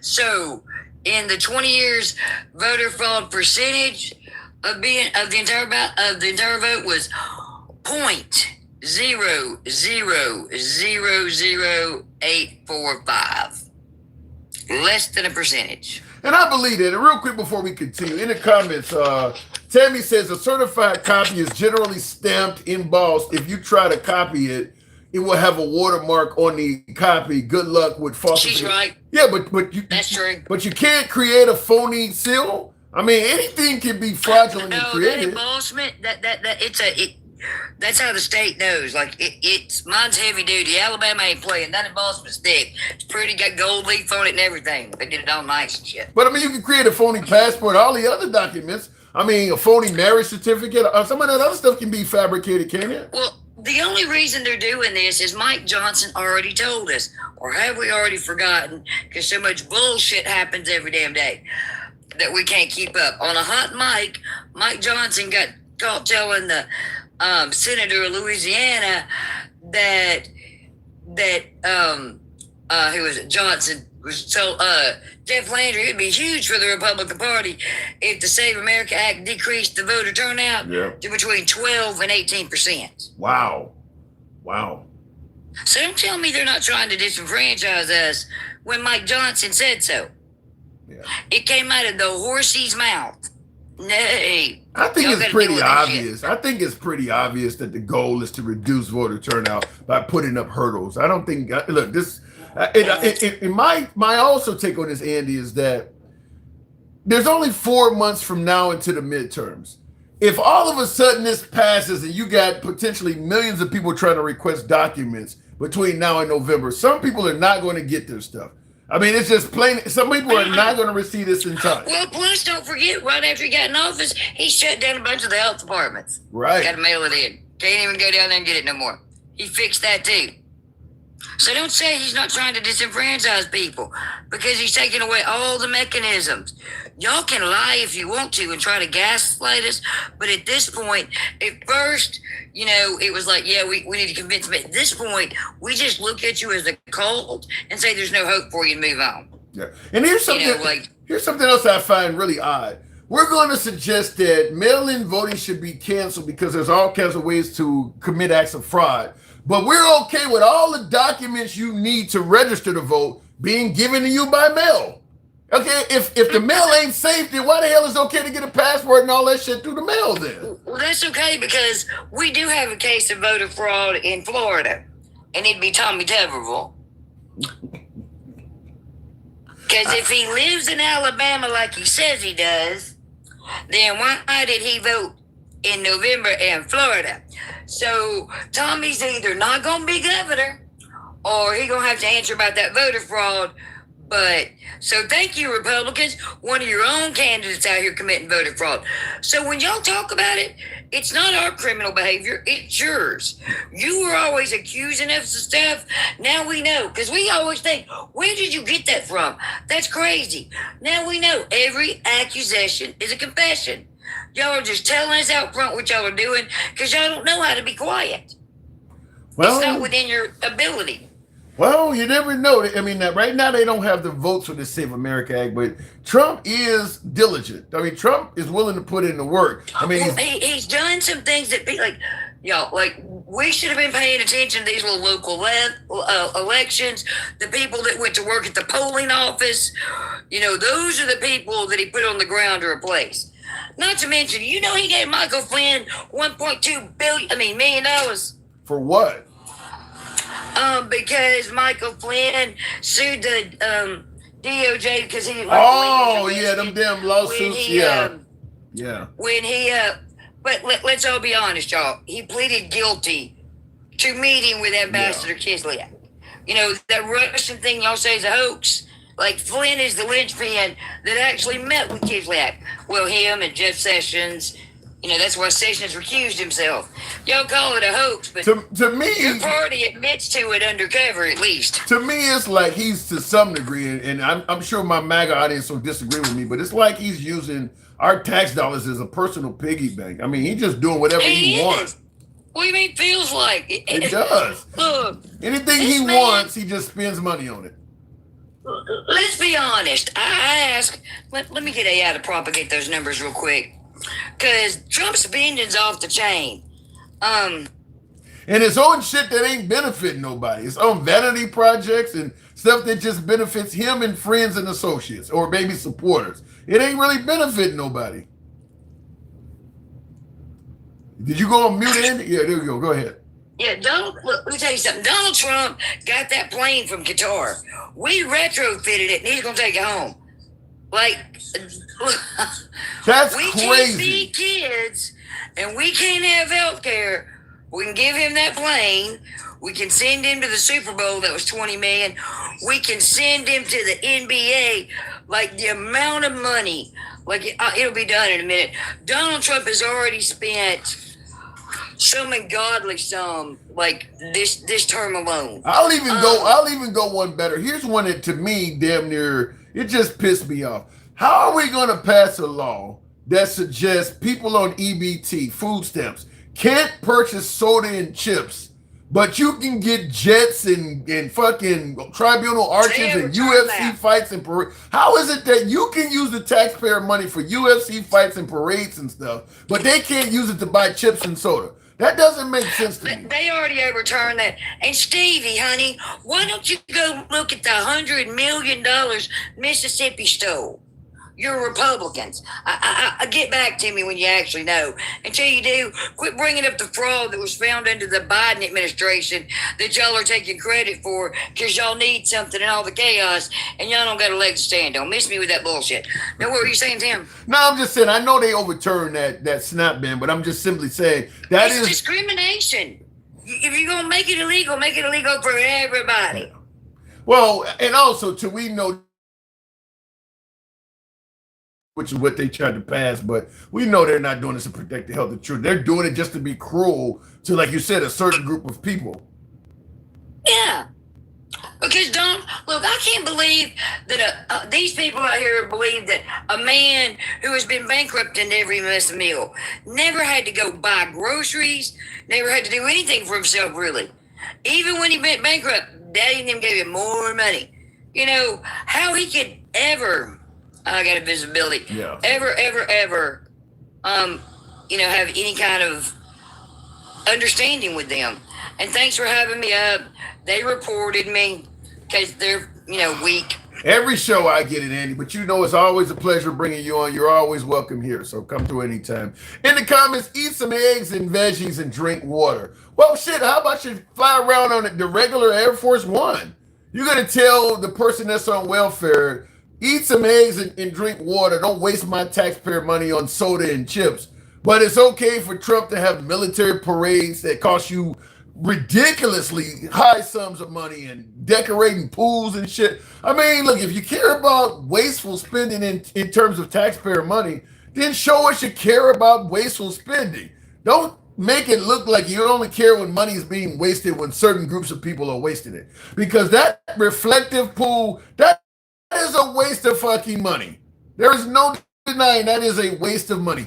Even if he had succeeded and turned the damn pool, actually turned it blue, it's still a waste of money. There are things in this country. People are, food dependent right now. They don't know where they're going to get a meal from. The economy sucks. Gas is still not control, gas prices and all of that shit. Dying the bottom of a pool blue shouldn't even be on the priority list right now. So same thing with the Tribunal Arch.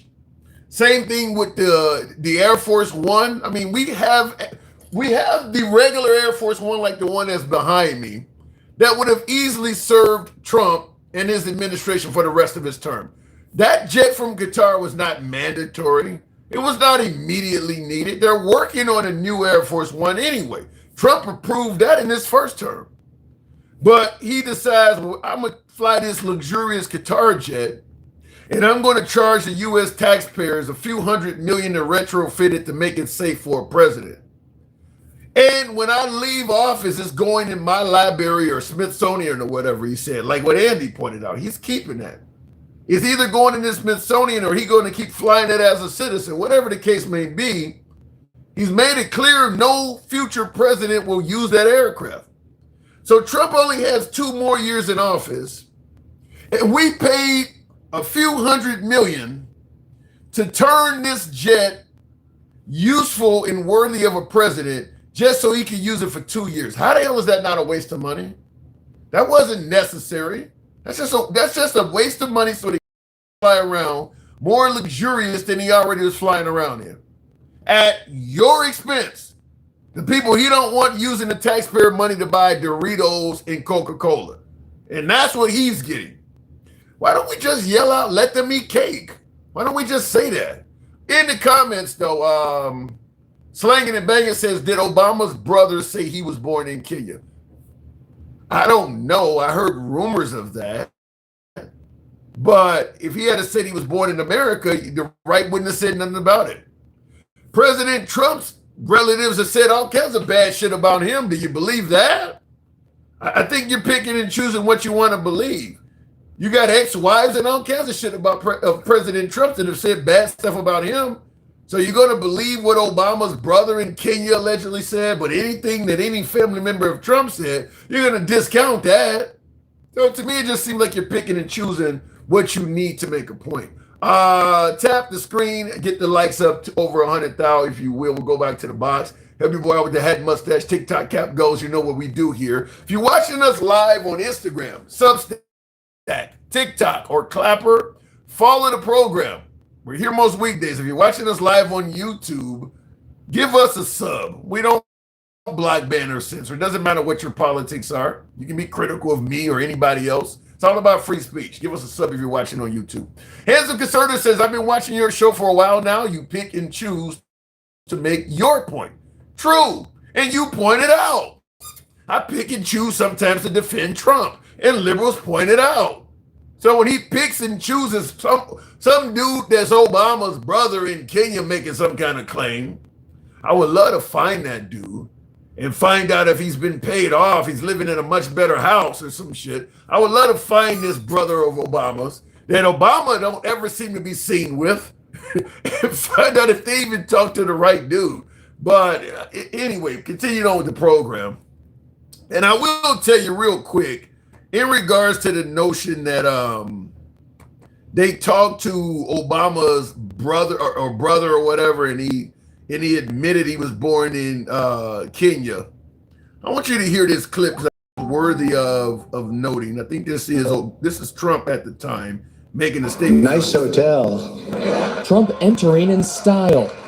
wasn't just to show off his new establishment, but also to quell an ongoing campaign controversy surrounding President Barack Obama's place of birth. Trump finally admitting President Barack Obama was born in the United States, period. In the process, So if he's saying that Barack Obama was born in the United States finally, then that means the brother lied then. So just understand that. If Trump now is admitting Obama was born in America, then the brother lied. Somebody is lying. There's no way to make it sound any better. Then Trump either lied then and he's lying now. He lied then, he told the truth then and he's lying now. Somebody is lying. Up to and including the brother, because Trump is now in video saying that Obama was born in America, period. So just understand it. It's all fucked up. When was this clip? This clip was before Trump got, I believe. Let me see if I can find. I think it was before he got reelected. There's plenty of these. There's plenty of this on YouTube. Let me see here. I'll see if I can find an actual date of it, but. There's better clips of him saying it too for you taking it out of context kind of people. He said it many times, so take it with a grain of salt if you will. Mention her in the same breath, but Hillary Clinton and her campaign, not to mention her in the same breath, but Hillary Clinton and her campaign of 2008 started the birther controversy. That ain't true. I finished it. You know what I mean. President Barack Obama was born in the United States, period. Now we all want to get back to making America strong and great again. Thank you. Thank you very much. September 16th, 2016 is when he said that. It's dated September 16th, 2016.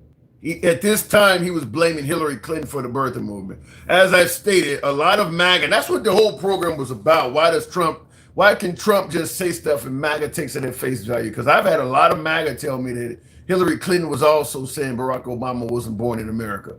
And I started echoing that shit. And I got corrected on my I think Gangsta Grandma might have been the one that corrected. Somebody corrected me on that. And I'm like, she don't know what the fuck she's talking about. There is no evidence that Hillary Clinton ever said that. There is no evidence whatsoever that Hillary Clinton herself ever suggested Obama was born somewhere else. He made that up. He literally, and he said, you heard earlier, he said John McCain as well.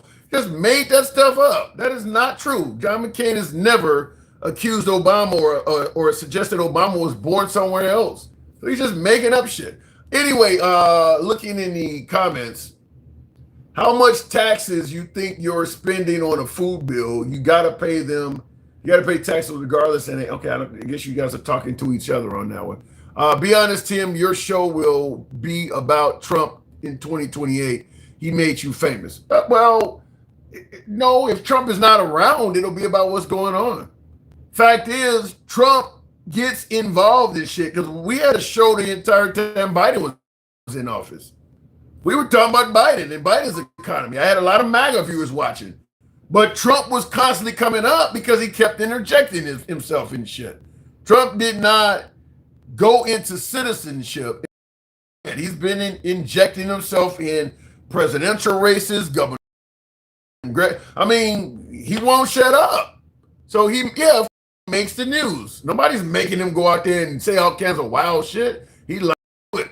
Let me go back to the box. We'll go to Twisted. Good evening, Twisted. Welcome to the program.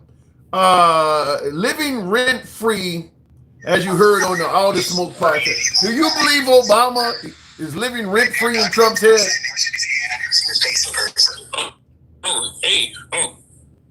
Are you there? What? Hold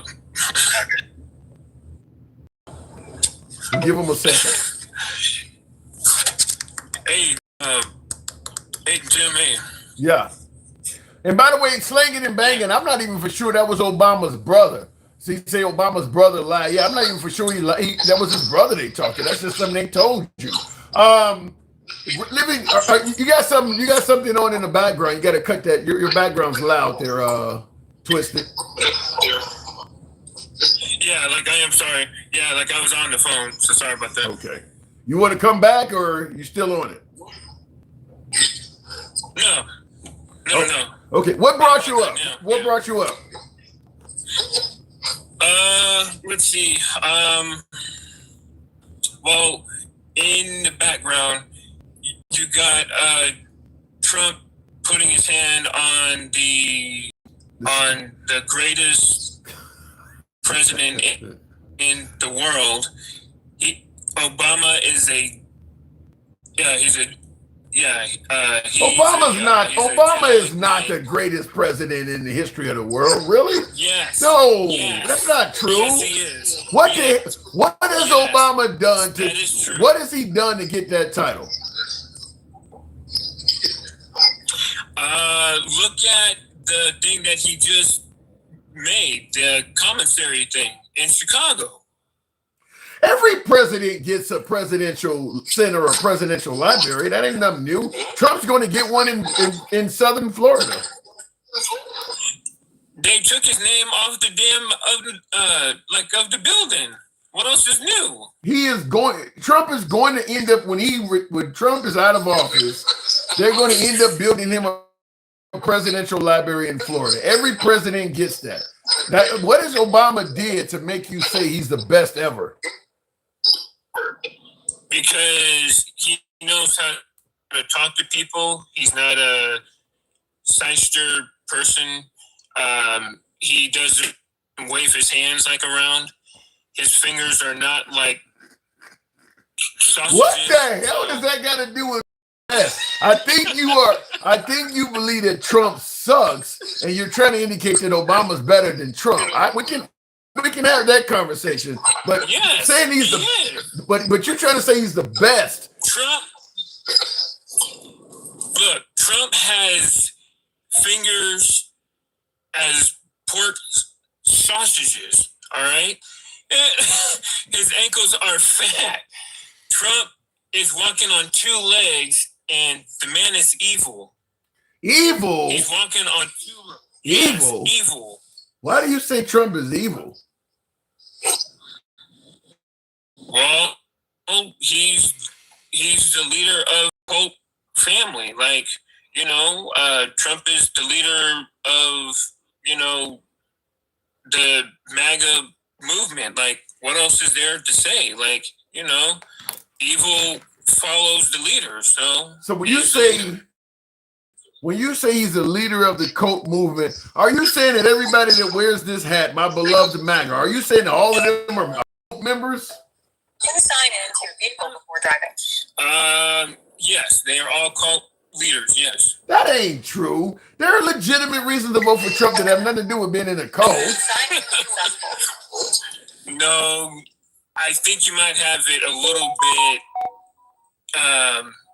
I think you like to try to sum it up where that it's not really all that bad to wear a MAGA hat, and then you're like, I would say, Tim, you have a thing where you like to try to recruit people for what? The program. Recruit people?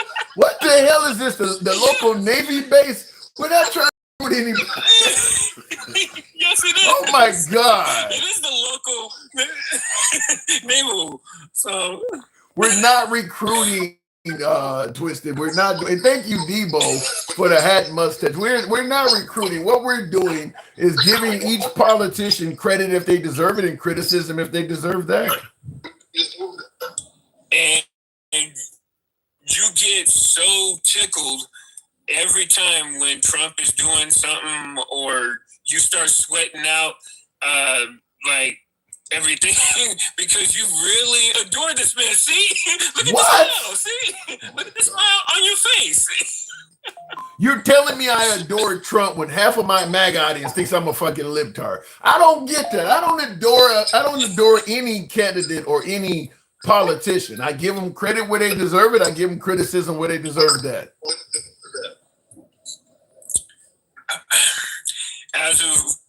as of right now, Trump deserves a package of some diapers, some hangs, sent to us.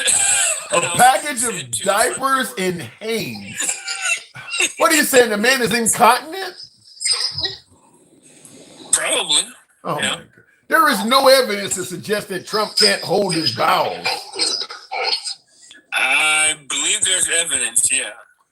I have not seen any evidence to suggest that man can go and stand in front of a crowd for 2 hours. He can hold his schedule a hell of a lot longer and later than Biden.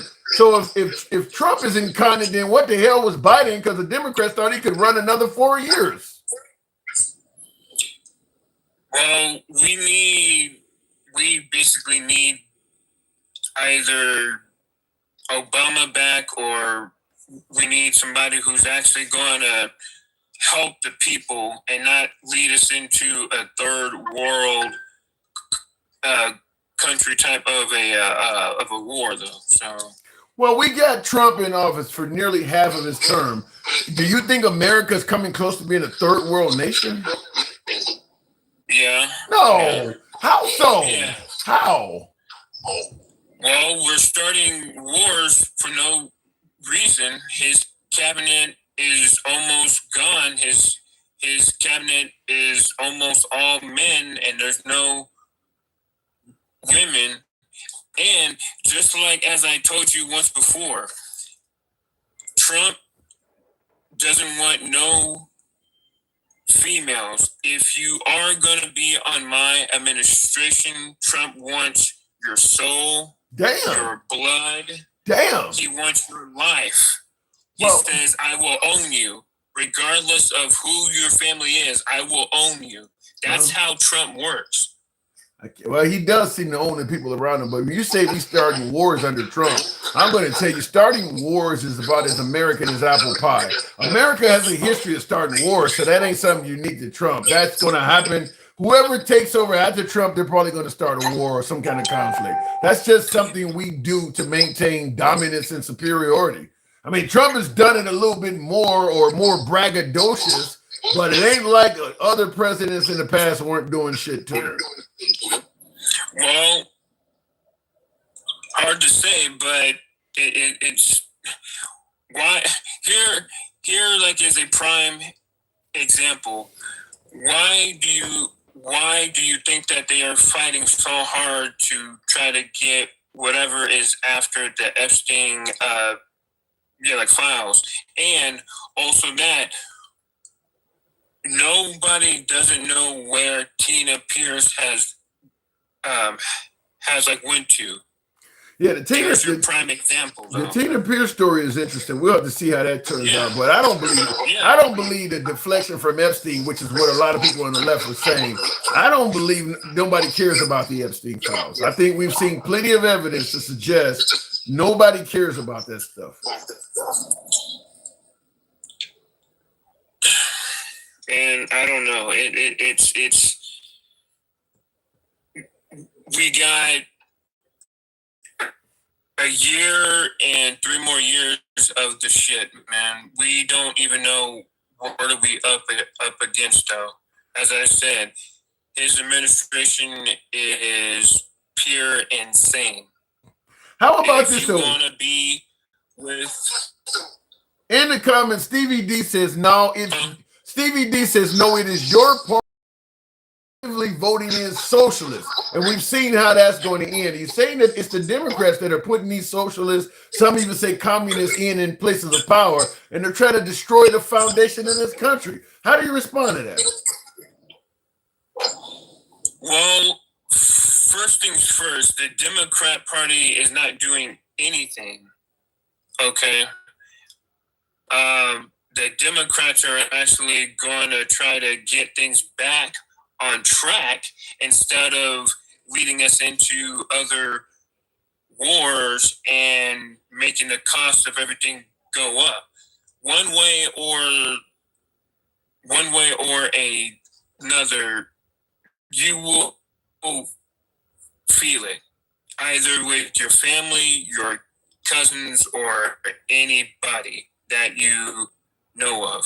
Has Trump will affect you in many different in many different types of the ways, though. So regardless if you feel that way or not, though. Has Trump done anything good in your eyes?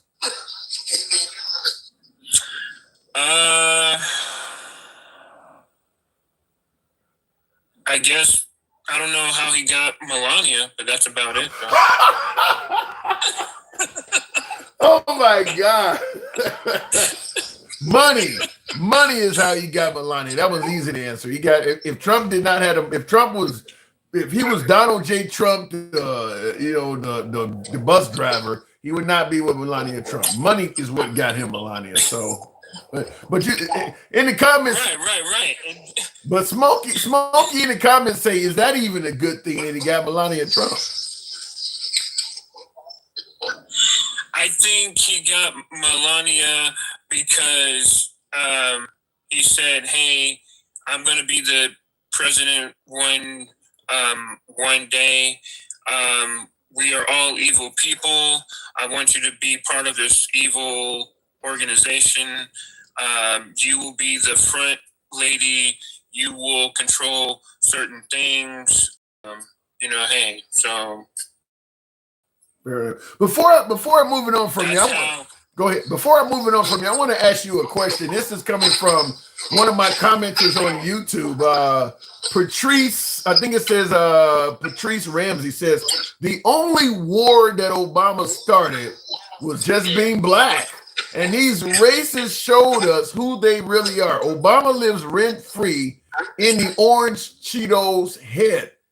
Do you agree with any of that?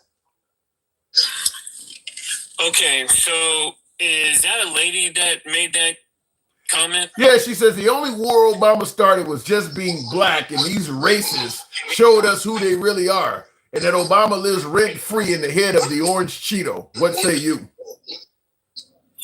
So that's a stupid comment. Ooh. She's probably MAGA. Really? And what? And also that the question that the question that you should be asking yourself, you are in line of helping Trump. Guess who's paying for this war? We are. Like our taxes are going to pay for this war. How stupid can you be? And for you making that comment, I would run a train on that curve. I gotta go.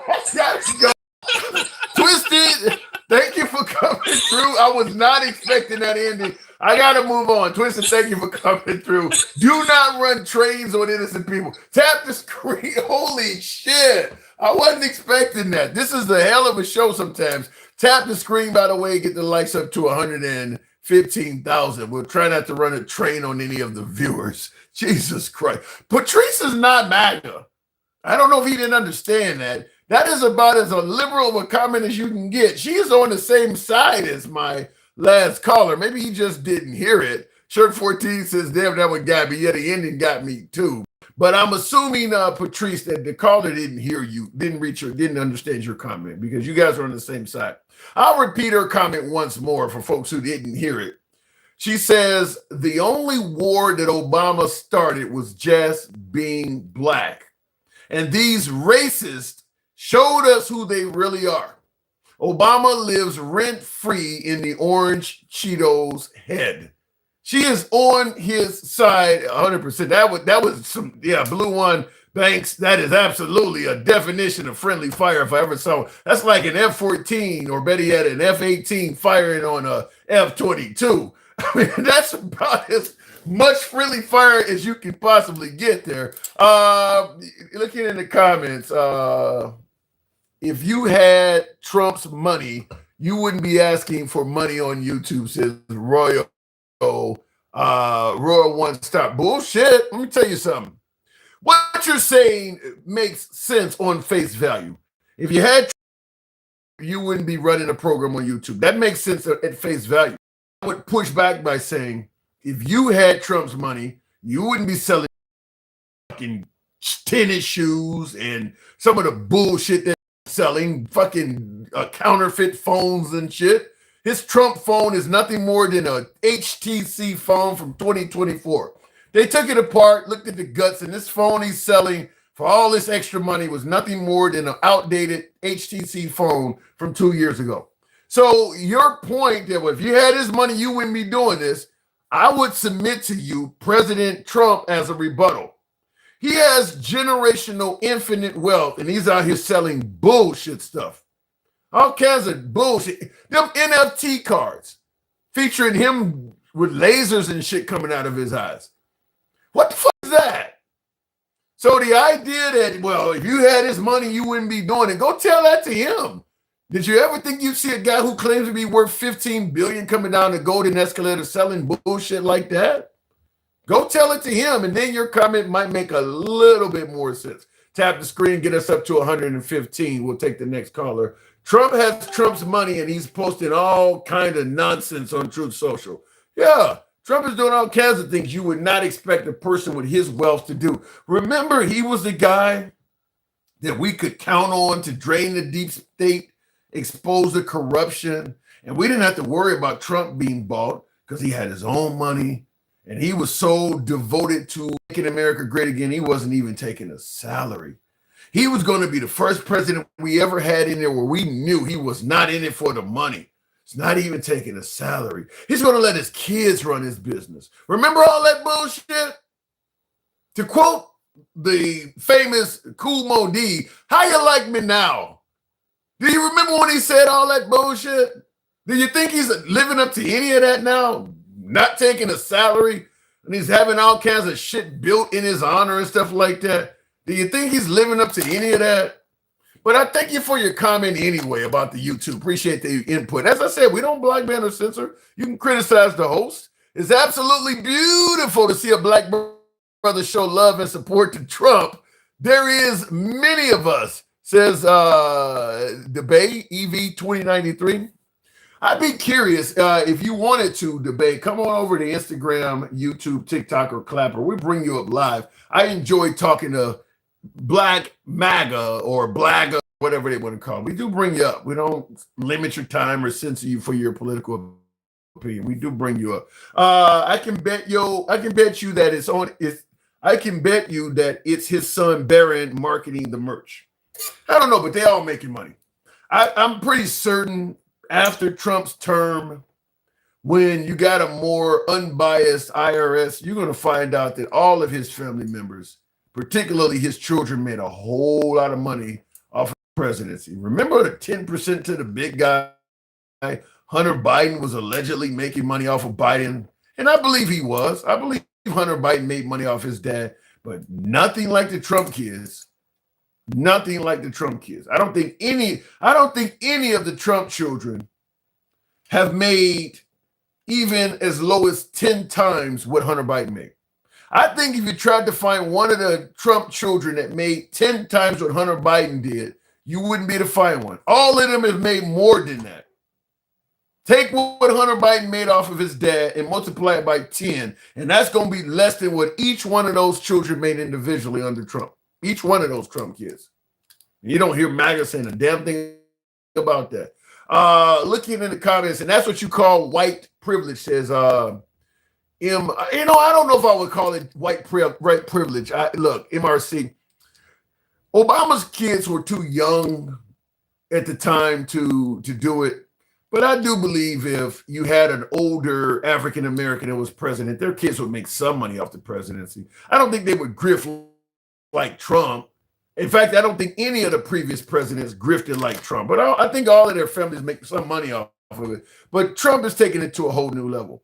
And the reason why I say I don't think it's white privilege, because Jesse Jackson, who has never been president, his son became a congressman in Illinois, and he ended up doing time for making money off the office. We can talk about Kwame Kilpatrick in Detroit. There's a lot of black politicians that have became powerful, and they did some crooked shit as well. In fact, the former mayor of New York, the one that served before Mamdani, he's left the country because there was so much corruption orbiting around that guy. There's plenty of African Americans They just don't get at the presidential level, or maybe not even as governor. But they make mayors and senators. Carol Moseley Braun was an African-American woman from Illinois. She was a senator. She had to bow out due to corruption.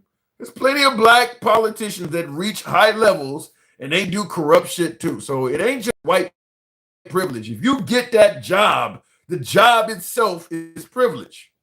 That job is privilege. Looking in the comments, why they're called Black MAGA than just MAGA? It's a great question. I know where you're going with it, and I don't have an answer for that. That is a great question. Why don't you just call them MAGA? Why they got to be? Yeah, it's a good. That's a good question. No, they can't be audited, right? No, that didn't work, Tammy. I think they threw that out. But you are right. They did try to make it so they could not be audited. But even if they can't be audited, there's still a way to find out. I mean, you can look at what the Trump children filed for their worth or their personal value was in what Trump became president again in what, January of 2025. I'm not even, well, his first term they made money too, but not like this second term. But Ivanka and Jared Kushner made a ton of money off his first term. But all you had to do is look at what they reported as their value before Trump became president and their value of what they reported after Trump became president. You don't need to audit anything in the middle to figure out how they make the money or who they cheated or whatever. Just look at what they reported as their worth before his presidency and what they're reporting as their worth after his presidency. And that's all you really need to know. That'll show you. And that probably won't be honest. That probably won't be totally accurate, but it'll still show you a huge disparity. It'll show you a huge disparity of what, certainly like Barron Trump, who's only like 20 years old, there's no legitimate reason why he's making that kind of money. Drone contracts and all this shit. There's no legitimate reason why he should be getting that kind of money other than all kinds of insider trading information and stuff going on. He shouldn't be making that kind of money. So it would be easy to find out. Tim, I thought family was off limits. What do you mean? Travelman, what do you mean by family is off limits? If the family is committing crimes, they ain't off limits, especially if they're adults. Let me go back to the box. We'll go straight to Travelman. Good evening, Travelman. Welcome to the program. What do you mean by family off limits? I was just being sarcastic. How they be going after the Obama kids sometimes. If you say anything about Trump kids, everybody get MAGA get up in arms about it. I think, I understand. Yeah, I understand your point. I think that there is a lot of hypocrisy because when you look at how MAGA acted when folks made jokes and took light of Charlie Kirk's assassination, and then the minute people started dropping dead and Trump started talking about I'm glad they're dead, like with Mueller and stuff, MAGA went suddenly quiet about it. It was wrong to talk. It was wrong to celebrate the death of somebody until Trump started doing it, and then suddenly MAGA was like, well, they were trying to prosecute him. I mean, so it is a lot of hypocrisy there. What's your topic for the day? What they say? Living rent free in Trump's head. Did you see the All the Smoke podcast featuring Obama? Yeah, I saw parts of it. Now, he's not. You can't. Well, I don't think you could say rent free because he basically got an Airbnb up in there or what they call them? A penthouse. So he living mortgage free, not rent free. Obama referred to it as a suite. Not just in Trump's head, in the entire Republican / MAGA head. Yeah. He has actually moved. He's actually moved Hillary Clinton out. Hillary Clinton resided up there for years. Yeah. For decades. That is true. For decades. He's But I understand Hillary Clinton because Hillary Clinton was genuine competition to Trump. I mean, in the 2016 they were competitors. Obama's never been a competitor of Trump, so I don't understand why he's still going after Obama. They never were competitors. Because because the truth of the matter is, and like I said, Obama pissed me off like 3 months into office. Okay, what'd he do? But he was too nice. He kept trying to reach across the aisle. What you want? The first black president. be Suge Knight? No, not Suge Knight. But when you reach across multiple times and they constantly slap your hand away, okay, then it's time to say, okay, I'm done. You know. And he invited him to the White House to watch the Super Bowl, if I'm not mistaken, one time. You know, he wouldn't even go to that. Well, he was totally disrespected the man for the whole 4 years he was in office. Yeah, true. But he was trying to take the route of Martin Luther King. I'm sure Martin Luther King got disrespected the whole time he was in office. He was doing what he was doing as well, fighting for civil rights. But he believed in turning the other cheek. He didn't return fire. And I think that's the path that Obama has been taking, is that, look, I'll just prove my value and prove my worth despite the naysayers. Well, when Obama left office, you really didn't hear from him. True. Trump basically forced this man to come out and start defending himself. You did not hear anything from him for months. Everybody talking about, well, Obama, he out there down surfing, enjoying his new life with Richard Branson and stuff, you know? Yeah. But the other part is that Obama is very popular around the world. True. And Trump has done things on the world stage that, to be honest with you, makes him look damn near incompetent. Okay. Give me an example of something. Give me an example of something. Hold on. Give me an example of something. No, he's done. Hold on. He's done things that make himself unpopular. He's cussed out and said all kinds of bad shit about everybody. But what has he done to make himself look incompetent? You don't have the cards. That didn't age well. Okay. Both him and J.D. Couch Humper attacked the president of another country that was at war with a much larger country with a superior military, and they verbally browbeat this man in the Oval Office, and he still held his own. And now they're bombing shit in Russia. Yeah. Now they are the test lab for drones and have came up with all the stuff with drone warfare and remaking asymmetrical warfare and all that good stuff. They're the ones now the other people are saying, you know what? We don't think Russia can win this thing now. Yeah. You know? And we have not provided, we may have gave them intelligence, but other than that, we haven't provided anything to them. And we haven't supported Ukraine in the last year. The $100 billion they got was from the European Union. Yeah, okay, what really sucks. What really sucks is if the Ukraine turns out victorious, they are not a country that we can say they owe us a bunch of favors. They're gonna owe us a lot less favors because of what Trump has did, and they may end up being victorious. If we would have stuck with them, private business, i.e. construction, I would have made billions of dollars rebuilding Ukraine.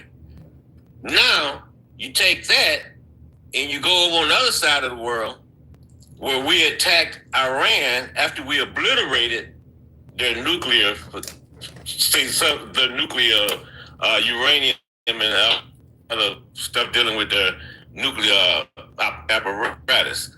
And now we can't even, we trying to extricate ourselves out of that and basically giving them everything they want. Yeah. We have not allowed Iran to sell their oil on the open market since 1979. And now they can't. In the comments, Ruben Rubino is using weapons they got from us. He's talking about the Ukraine. Not anymore. That was happening under Biden. We haven't given under Trump. We haven't given them weapons in 2 years. That stuff's expended. They're not using. Yeah, they're defending themselves with weapons they're getting. Either they're making themselves like drones, or that they're getting from European nations. America ain't doing much of anything for the Ukrainians anymore. I don't even know if we're giving them intelligence or surveillance anymore. We ain't doing nothing for them. Tim, they're even developing their own long-range missiles that they're using to reach over into Moscow. Yeah. Okay, so yeah, and the advances that Russia did make, they started making when Noah Johnson decided, and the rest of the Republican Party decided they wanted to withhold funding to the Ukraine. Remember when they did that for 6 months? Yep. And that's when Russia started making the advances because Ukraine was over there counting down bullets and shit because we had all the funding. Yeah. Over bills that the Republicans couldn't even pass their own freaking bill. But how about this? And now we over there. How about this? In the comments, Cedric Haney says, and why should we in the first place? In other words, why should we help the Ukrainians? What say you? Obviously, that's somebody that he's definitely isolationist if he believed that we should not help the Ukrainians, because if Russia was able to overrun the Ukraine, they would not have stopped. They went right into the Baltic states, which is much smaller. I kept going. I don't even know if I would agree it's isolationism anymore, because you got the same MAGA folks. How about stupidity? Well, we can have that conversation. But you got MAGA folks, the same MAGA folks that are suggesting we shouldn't do anything for the Ukrainians and, we should focus on home, have no problem with the thought of taking over Greenland, taking out Maduro in Venezuela, attacking Iran. Therefore, all of the stuff that Trump is talking about doing, Cuba next, they ain't complaining about none of that. But suddenly we should stop helping the Ukrainians. That makes no sense to me. Yeah, and then you got this dude say, oh, did you love that Obama said every kid needs a gay friend? We're talking about Ukraine. I don't give a damn that Obama said every kid needs a gay friend. See, that's that culture war bullshit they've been going on for the last 8 or 9 years. It works. They are experts at culture war. It Don't works. nobody give a damn. It works. People do give a damn. Because MAGA is suffering from head up Trump's ass syndrome, and they start spewing this bullshit like this when we're trying to have a discussion, an actual discussion about the lack of assistance that the U.S. has given other countries and how Trump looks incompetent and like he don't know what the hell he's doing on the world stage, and other countries are laughing at us. Even Georgia Maloney, she got in his butt because he talking about she was begging for a picture. Yeah, but there is a huge. It works because there is a large portion of this country, and I'm not just talking about MAGA or Republicans. I'm talking about independents and some Democrats too. They don't like the LGBTQ community, so they keep bringing this type of stuff up. These culture wars or social issues. That stuff works. It actually does work. They know because they know the Democrats fall into it and start discussing it. See, Tim, I'll be honest with you, I don't really discuss it because I don't want to hear jack shit about trans people because it don't affect my life. It don't affect my kids. It don't affect my grandkids, and it don't affect my great grandkids. Okay, I don't want to hear. There is no kids ain't no kids going to school and coming back home. Go to school as Johnny and come back home as Susie. That shit ain't happening. It's stupid. For people to repeat it, it's straight up stupid. And there are no are kids having transitional surgery? Kids 8, 9, 10, 11 years old? You know what that's like? That's like when they say, well, Democrats, they believe in abortion right up until birth. Okay? How stupid does that sound? That's called murder. Infanticide. But they keep repeating that same bullshit. Meanwhile, we got the Middle East on fire, or was on fire. We look like a toothless tiger because we went against a country that has never been conquered. Iran has never been conquered. They do not give up. Yeah. Well, I mean, and look what we did. Well, but Trump has his supporters convinced that Iran was not only days away from getting a nuclear bomb, but they were going to use it on us. So if you believe that, then I can understand why you would support Trump over any liberal, because he just saved millions of lives. That's a lie. I'm just saying. That's a lie. That's a lie. What millions of lives did he save? Because they you know what we did do? We have caused hundreds of thousands of innocent people to die. True. Because we got rid of USAID. Now we did do that. We did going to cause come January the 1st when the SHIT hit the fan from that bill they passed, and people can't afford the health care, and they start getting dropped out Medicaid because they're cutting $90 billion a year from Medicaid and X amount of hundreds of millions of dollars per year from SNAP. Now we are doing damage that way, but the Iranians, what could they do to us? They didn't have a missile that could reach the United States. They didn't even have the vehicle to get a missile to the United States. So what were they doing? And until we withdrew from the JCPOA, the uranium was at 3.some%. They were being inspected. Well, they're going to believe Trump when Trump says the deal was dumb and that Iran was not allowing proper inspection. I mean, Trump is going to take that deal apart. Yeah. He may say things that are not accurate, but Mac is going to believe that. It's not accurate, Tim. It's called lies. You can call it what it is. It's called lies. We got to look out for it. We can't disrespect the president, Travelman. He disrespect everybody else. Tell me a day that goes by where Trump hasn't insulted somebody. See, that would be hard. MAGA want to dish it out, but they don't want people to come back at him. You know, because that's what he used. Because he's a bully. He's a. In my neighborhood, we say, get your punk ass out of here. You know, Tim, you from Chicago. Ain't that what they would have told him? Yeah, I mean, there's some bullies that flourish, though. I mean, some bullies are able to flourish. Yeah, you got one in the White House. Oh yeah, I absolutely agree. He's a bully. Let me ask you this question. This is a poll I've been running. 260 some odd respondents so far. The question is, if the Democrats win the midterms, will Trump try to interfere? Maybe not try to certify some of the wins or something. Do you think that Trump would try to, because all of the political analysts to do very well in the midterms. If that happens, do you try to interfere, or will he let the will of the people be? My personal take on it, Tim, is that right now, over the last 18 months, especially over the last year, and I usually don't curse too much on your show, but he has fucked up the country so bad. The Republican Congress has totally capitulated to this dude. As I told you before, they have been denutted. They're eunuchs. I would not be surprised if the blue wave is more than that. Even with the gerrymandering that they've done, I believe that there's a good possibility that the Democrats could come out of this controlling both houses of Congress. I really do believe that. That's how pissed off people are right now. And that's how motivated. See, it's not just Democrats. Where they're going to lose it is the independents. They have totally lost the independents. I got a lot of MAGA that are happy, Travelman. I got a happy MAGA on here. MAGA ain't leaving. MAGA's very happy with Trump. Yeah. Yeah, but MAGA is not going to provide enough votes. If you got Democrats, independents, I think, is the largest voting bloc in the country. Yeah. So if you got Democrats who was highly motivated, you got independents who was also motivated, but they're also pissed off because they voted for this dude once before, and he totally blew it out his ass.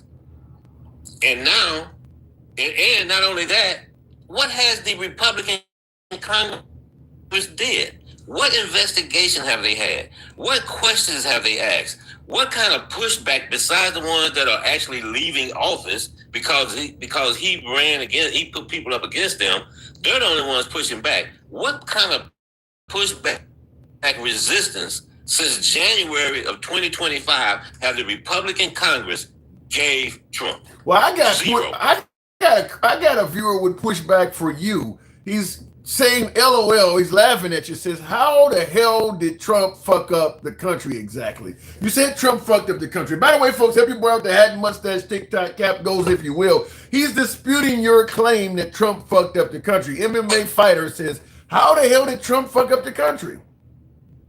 Well, let's see. Where can we start at?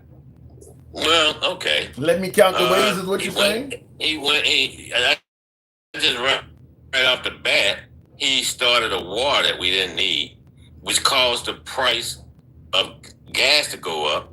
But inflation was already higher than it was before the war, and it was higher than it was when he came into office.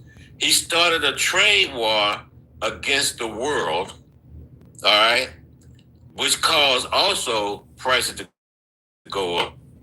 Yeah. He basically shut down the renewable energy section of the country.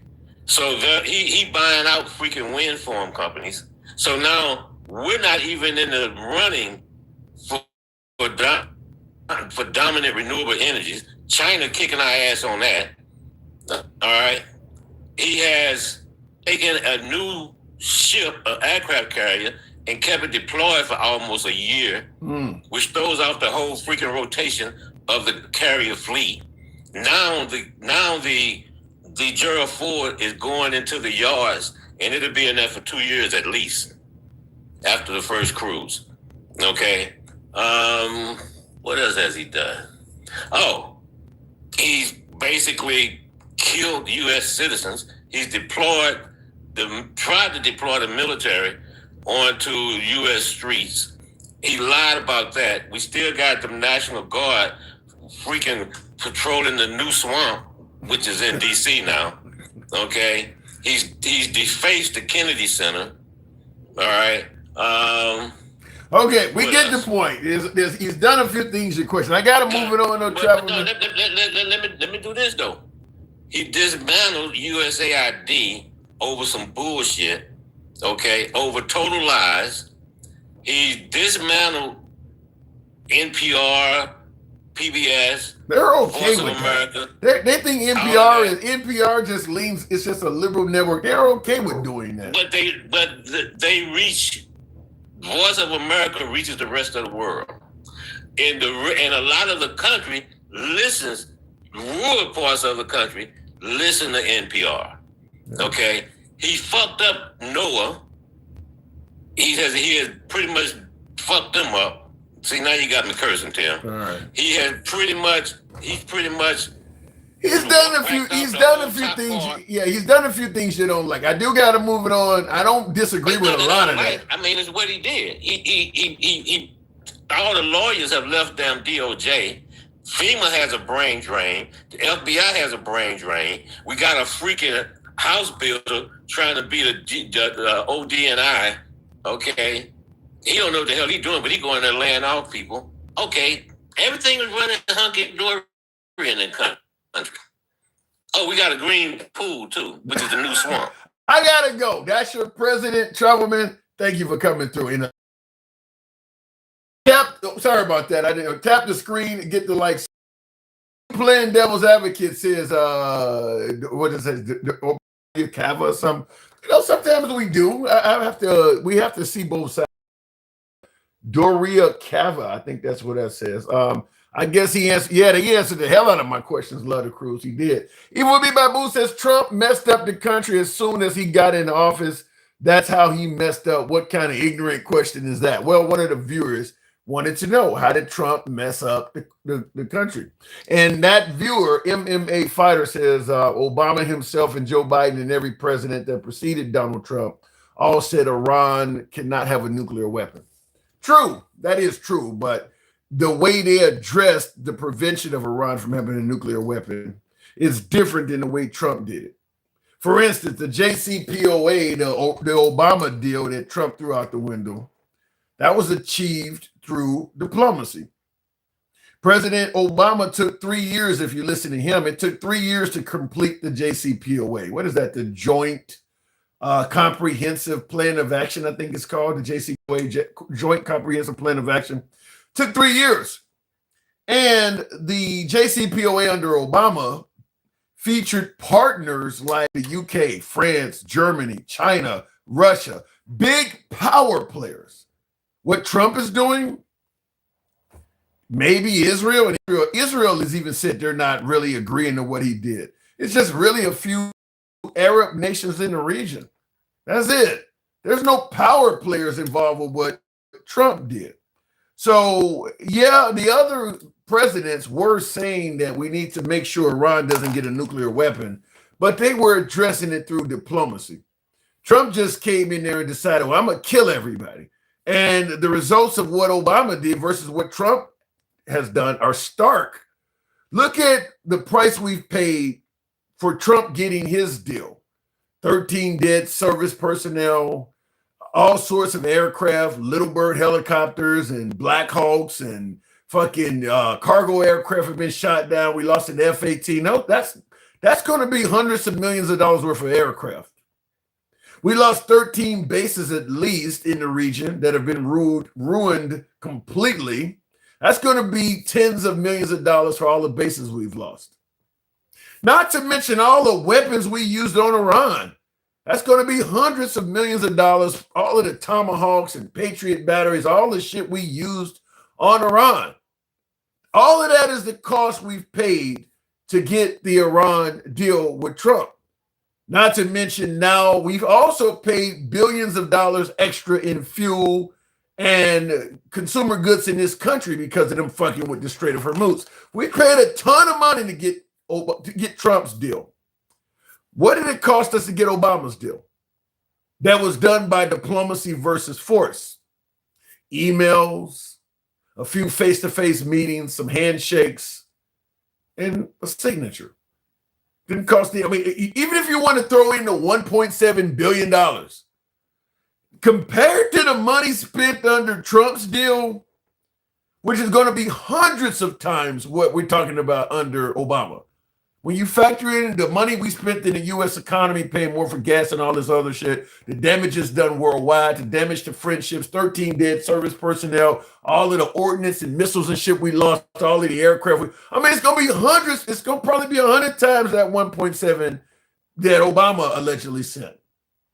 And as I have stated before, I strongly believe if you could have a deity come down, this is completely fictional. Let's say you had a deity, God, Jesus, whatever you want to say, and they came down and told President Trump, I'll give you the ability to rewind time back to late February before this began if you will allow me to take $1.7 billion out of your own bank account. I think Trump would do it. He would give his own money to go back and undo all this shit. He would give $1.7 billion of his own money to go back and undo this.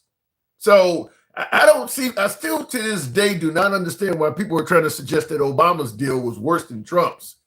And I've only pointed out how much money we've lost. I haven't told you how much money Iran has gained. $300 billion coming from somewhere. If you listen to the Trump administration, was not coming out the taxpayers' money like Obama's deal did. Who gives a fuck? It's $300 billion extra that Iran has access to that they did not before Trump did this. Not to mention the language indicates that in 60 days they can start charging fees to go through the Strait of Hormuz. And as my last caller rightfully pointed out, not since the 1970s have they been able to trade and sell oil on the world market. They made a fortune since they met Trump. Trump has been the best thing for Iran financially this century, and probably the last century as well. So I don't understand how folks are trying to suggest that Obama's deal is worse than Trump's. I just don't make any sense to me at all. All of the money, Iran's GDP is allegedly around $300 billion. So that means thanks to Trump, their GDP is going to more than double. That country's going to more than double thanks to Trump. I think they might be able to buy a nuclear missile by the time this is over with. Anyway, in the comments, wait, I haven't watched your show in a while, but you're making so much sense to me. You're not blinded by MAGA, says Jizzle. I like that name, a little bit of Jizzle. I'm an independent and I will vote for whoever is the best candidate. I don't see the Republicans running a candidate I would ever vote for again after this disaster, says our homeboy Goose. And that is a problem, is that I think the Republican Party has kind of let Trump fundamentally change their party. To me, if you love Trump, you love Trump. Fair enough. But if you don't like the direction Trump is taking the country, I believe it's kind of like he's taking the country in a direction that's so far outside of the beaten path that it'll be kind of like, you ever heard of a club or a bar that has a lot of fights in it, a lot of violence? And the only way it can remain in business is that the new owners have to change the name of it. because the old name is just associated with all of the riffraff that used to be frequenting the bar or the club. They have to actually change the name. I think the Republican Party could be in that predicament where they actually have to start calling themselves, trying to disassociate, going forward in the future. We got to find a way to make folks know we are traditional Republicans and we are not MAGA. Some kind of way. I mean, I don't know. I'm not going to say they're going to change the name of the Republican Party, but I do have to make some kind of concerted effort if this goes south like it seems to be going, that in the future they can because the Hispanic vote, you're never going to get Hispanics again talking Make America Great Again. What they've done to the Hispanic vote, which was a better voting class for MAGA than the African American vote, for instance. They did better with Hispanics, like the Cubanos and Venezuelans. Those folks are never going to vote for anything talking like MAGA again. That's over with. So the future of the Republican Party, if they want to get back the immigrant vote, they're going to have to make it clear we are not like those people, because the MAGA side of the aisle has just went through and tried to get rid of every avenue possible for immigrants to come or even stay here. Even up to and including sponsorships and shit like that for educated immigrants. They've even went at that stuff. They started out by promising a goal to get rid of rapists and murderers. We're well beyond that now. We're well beyond that. Birthright citizenship is something they're targeting. Obviously, you're hearing about that now. Asylum seekers is pretty much impossible to do now. We're way beyond illegal immigrants and criminals. There's all sorts of legal ways to come to America that the Trump administration has either gotten rid of or seeking to get rid of. They're now trying to revoke citizenship and green cards. People who not only came here legally but paid a fortune to do so and took years to accomplish. They're even going after them folks now. So I do believe in terms of the Hispanic vote, they're going to have to essentially convince the Hispanic population going forward that what we represent going forward is not what was going on back in 2026. We're not that party anymore. Otherwise, that voting block is gone. Looking in the comments, Obama's deal wasn't worse, and we all know it. Trump lied and says that, and MAGA regurgitates the Trump lies, says Stephen Francis. They do believe Trump's deal is better. They didn't stop them from making nothing first. They say they destroyed it. Underground, stop listening to the lies. Yeah, they haven't stopped. The nuclear program with Iran. I mean, Trump is even saying they deserve to have missiles. Keep in mind, missiles are what they would use to get a nuclear weapon here. They have to, as my last caller was pointing out, Iran doesn't have the vehicle. Even if they were able to develop a nuclear weapon, they don't have the vehicle for it to get here. They don't have the vehicle to put a warhead on that can travel the great distance to get to America. Now that Trump has indicated, well, I guess they do have to have some missiles to defend themselves. He's essentially allowing them to build a fucking vehicle. So, okay, right now, since the president doesn't want us to have nukes just to satisfy him, hold off on enriching the uranium, and they're not going to come and take the 60% enriched uranium we have, so we can pick that up. Hold off on enriching the uranium so we'll please him and make a ton of money, and let's just focus on building the delivery vehicle. So when we do decide to go back and build nukes, we'll have something ready to put them on. Because he's already said it's okay for us having missiles. He's on record saying, well, I guess they do got to have missiles. What did he say? It's unfair to tell them they can't have them and everybody else can. What kind of shit is that? So Trump has probably been better for Iran than any president in a long time. I'm talking to my MAGA folks who think that Trump has accomplished a lot with Iran. He's enriched them significantly. He didn't get regime change. He ended up getting an administration that's even further to the right than the one he had, than the one he was dealing with.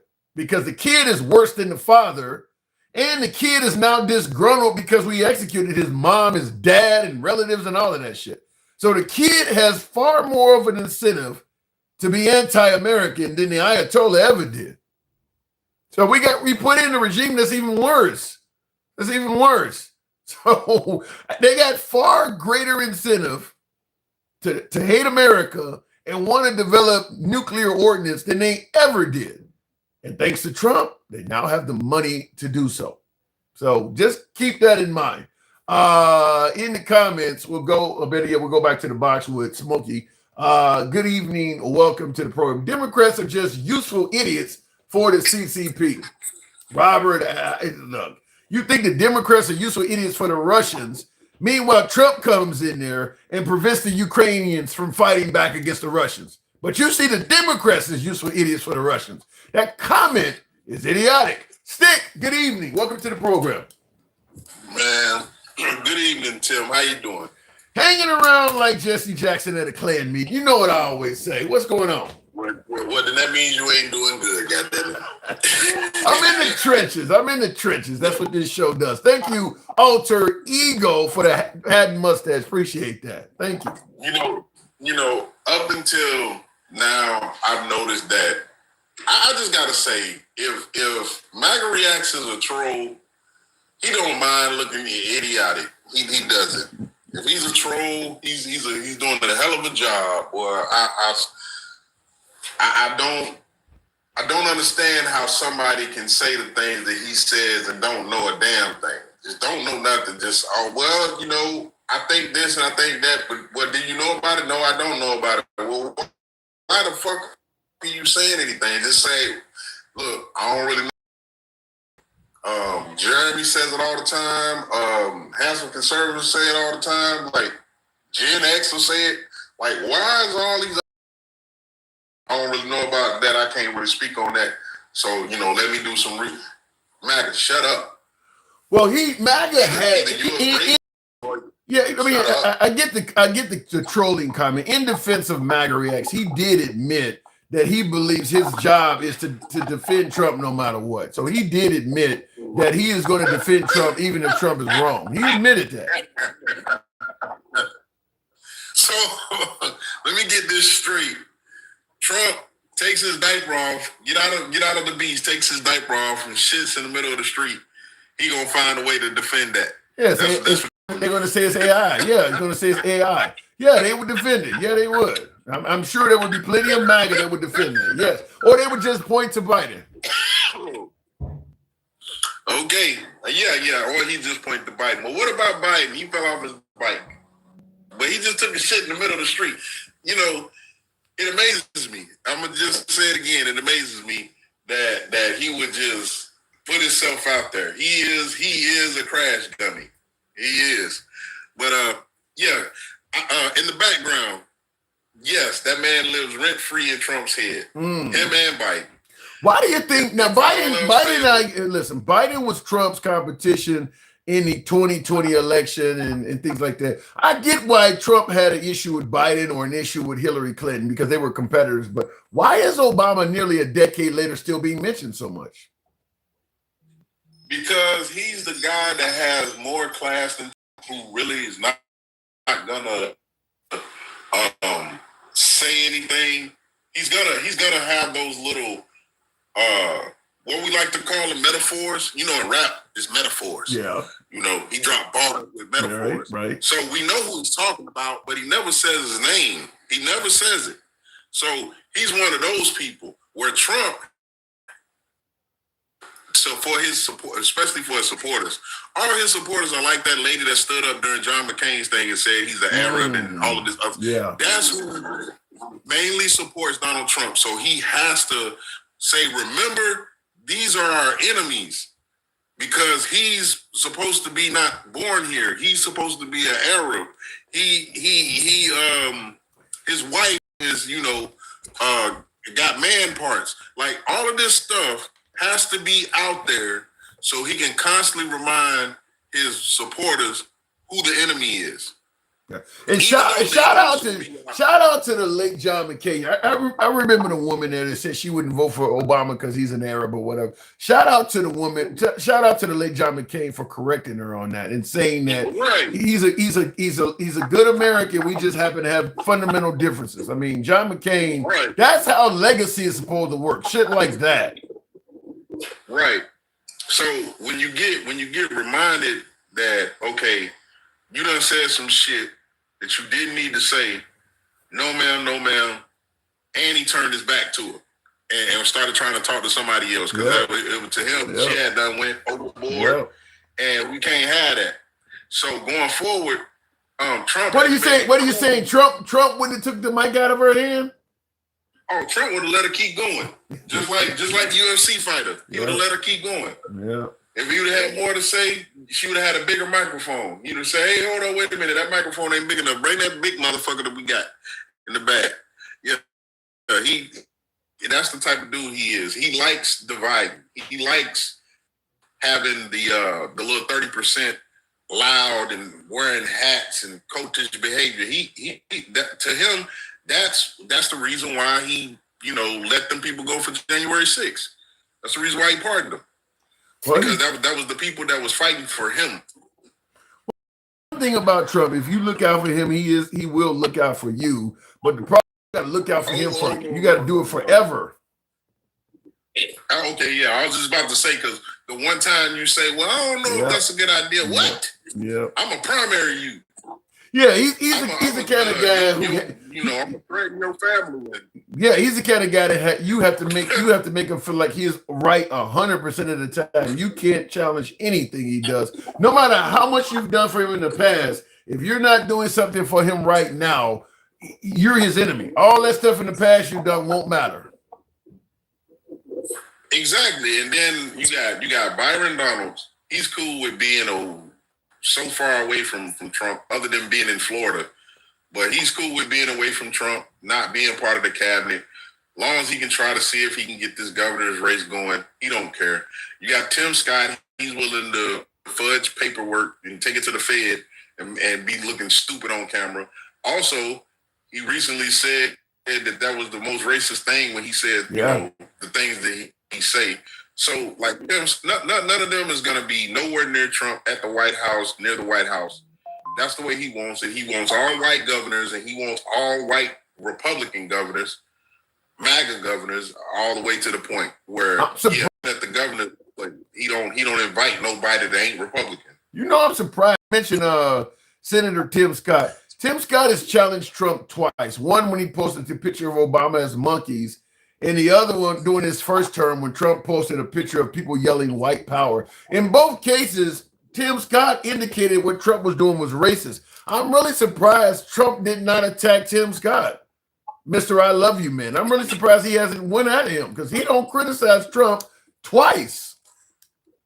Well, he's a man, number one, and then on top of that, he's a black man that was given his position by a white woman. So he's tits. He's tits on a bull. He don't care. Yeah, but that's what Tim Scott is. Tits on a bull. Yeah, but Trump don't give a fuck if you tits on the board. It doesn't matter how far down the chain you are. I mean, he's still attacking Rosie O'Donnell, and she don't even live in America. He'll attack you no matter who you are. So I'm surprised he let Tim Scott get away with that. He let Tim Scott get away with it because he's let's just say it's 100 of them, right? 98% of them is white tea, and the 2% is black. That would be Byron Donalds. That would be Tim Scott. And there's no more black males. So again, yeah. So again, is that really it? There's nobody else. Ben Carson. I mean, Ben Carson's out of politics. He gone. Okay, so Herman Cain, he gone too. Dead. Yeah, he's dead. Gone. Yeah, he's gone. Yeah, I'm saying, you got any names? You got any names, Tim? I'm trying to think. Is there any other black conservatives that are in politics that are at the national level other than Tim Scott? And I said black men. I think they got maybe one black woman, maybe. Because I want to say it's 5 total. In the Republican Party. And they're between senators, congressmen, something like that. It ain't. Yeah, you're right. It ain't many. I mean, it looks just like a Republican gathering. There's not like when I went to I've been to 2 Trump rallies, and I mean, it was so few African Americans. I think I counted 30. One of the Trump rallies I went to had about 5,000 people. and I think I counted 13. And I could see we were in like a gymnasium. Yeah, I think I counted 13. And the second time it was less than 5. I couldn't even. And one of the dudes was mixed. I couldn't find anybody. So yeah, Trump gatherers are not very. They're not very diverse. So everybody basically goes to McDonald's, and then you had a couple of people go to Checkers. Is what you tell me? Checkers is good though. Checkers is good. I haven't had Checkers in a while. Man, that sounds good. So that's my point. That's my point, right? We know about the Checkers, but everybody else going to McDonald's because that's the American dream. That McDonald's, that name. Ray Kroc even said it. Who's going to come to a place that's named after me? The Crocs. Nah, I need you and your name. And he took them people name, the McDonald's. Yep. And Handsome Conservative, I see you're bowing out. Appreciate you tuning in, Handsome Conservative. You have a wonderful evening and thank you. Yeah, I don't, let me ask you, why do Democrats always seem to vote? Or better yet, why do black people always seem to vote Democrat? That's an age-old question that comes from the right all the time. Why do African Americans just continue falling for what the Democrats are offering? Why don't they try and vote Republican? What say you? Because we're not Stephen A. Smith. We're not Coonerish. The majority of us voted for Ms. Harris. We voted, yes. I don't think Stephen A. Smith is voting Republican. I don't believe that. Oh no, he said he wants everybody to. He did say that. He did say that, but I don't think his politics are conservative. Smith is just trying to maintain an audience. I think that dude votes left. I don't know. I can't say that because he's in a different tax bracket. True. I don't know why he even brought up, why won't we just vote for the right one time? Shut your ass up. Somebody need to vote for the right. The right ain't saying, well, why don't we just one time do something for the black folks? That's a great point. So if they can't say that, if they can't say that, why the fuck am I gonna vote for you? That's a great point. So shut the fuck up. You're not speaking. Even though I agree with you 100%, just for shits and giggles, in defense of Stephen A. Smith, I think he was on to something. I just don't agree with what he suggested, which is just vote for the Republican Party, and then from that point on, they'll start earning your vote. I agree with you. No, they should earn your vote first. But I will say this: what he was trying to say, I would also add, is that we need to make the Democrats realize you're not guaranteed to get our votes. You need to do something to appease us as well. But I agree with you. You don't just go out and willy-nilly vote for a party that don't even recognize you. So I agree with you and him to some degree. I think that what he is suggesting, though, is wrong. Well, it's just the same thing when they say vote blue no matter who, right? Like, you want me to vote red and just be, dead? I don't know what you want. Because they're not asking, and I mean they're definitely asking for the vote. But they're not promising the black community anything. Just vote for us. I promise you it'll be better. But you're not telling me how.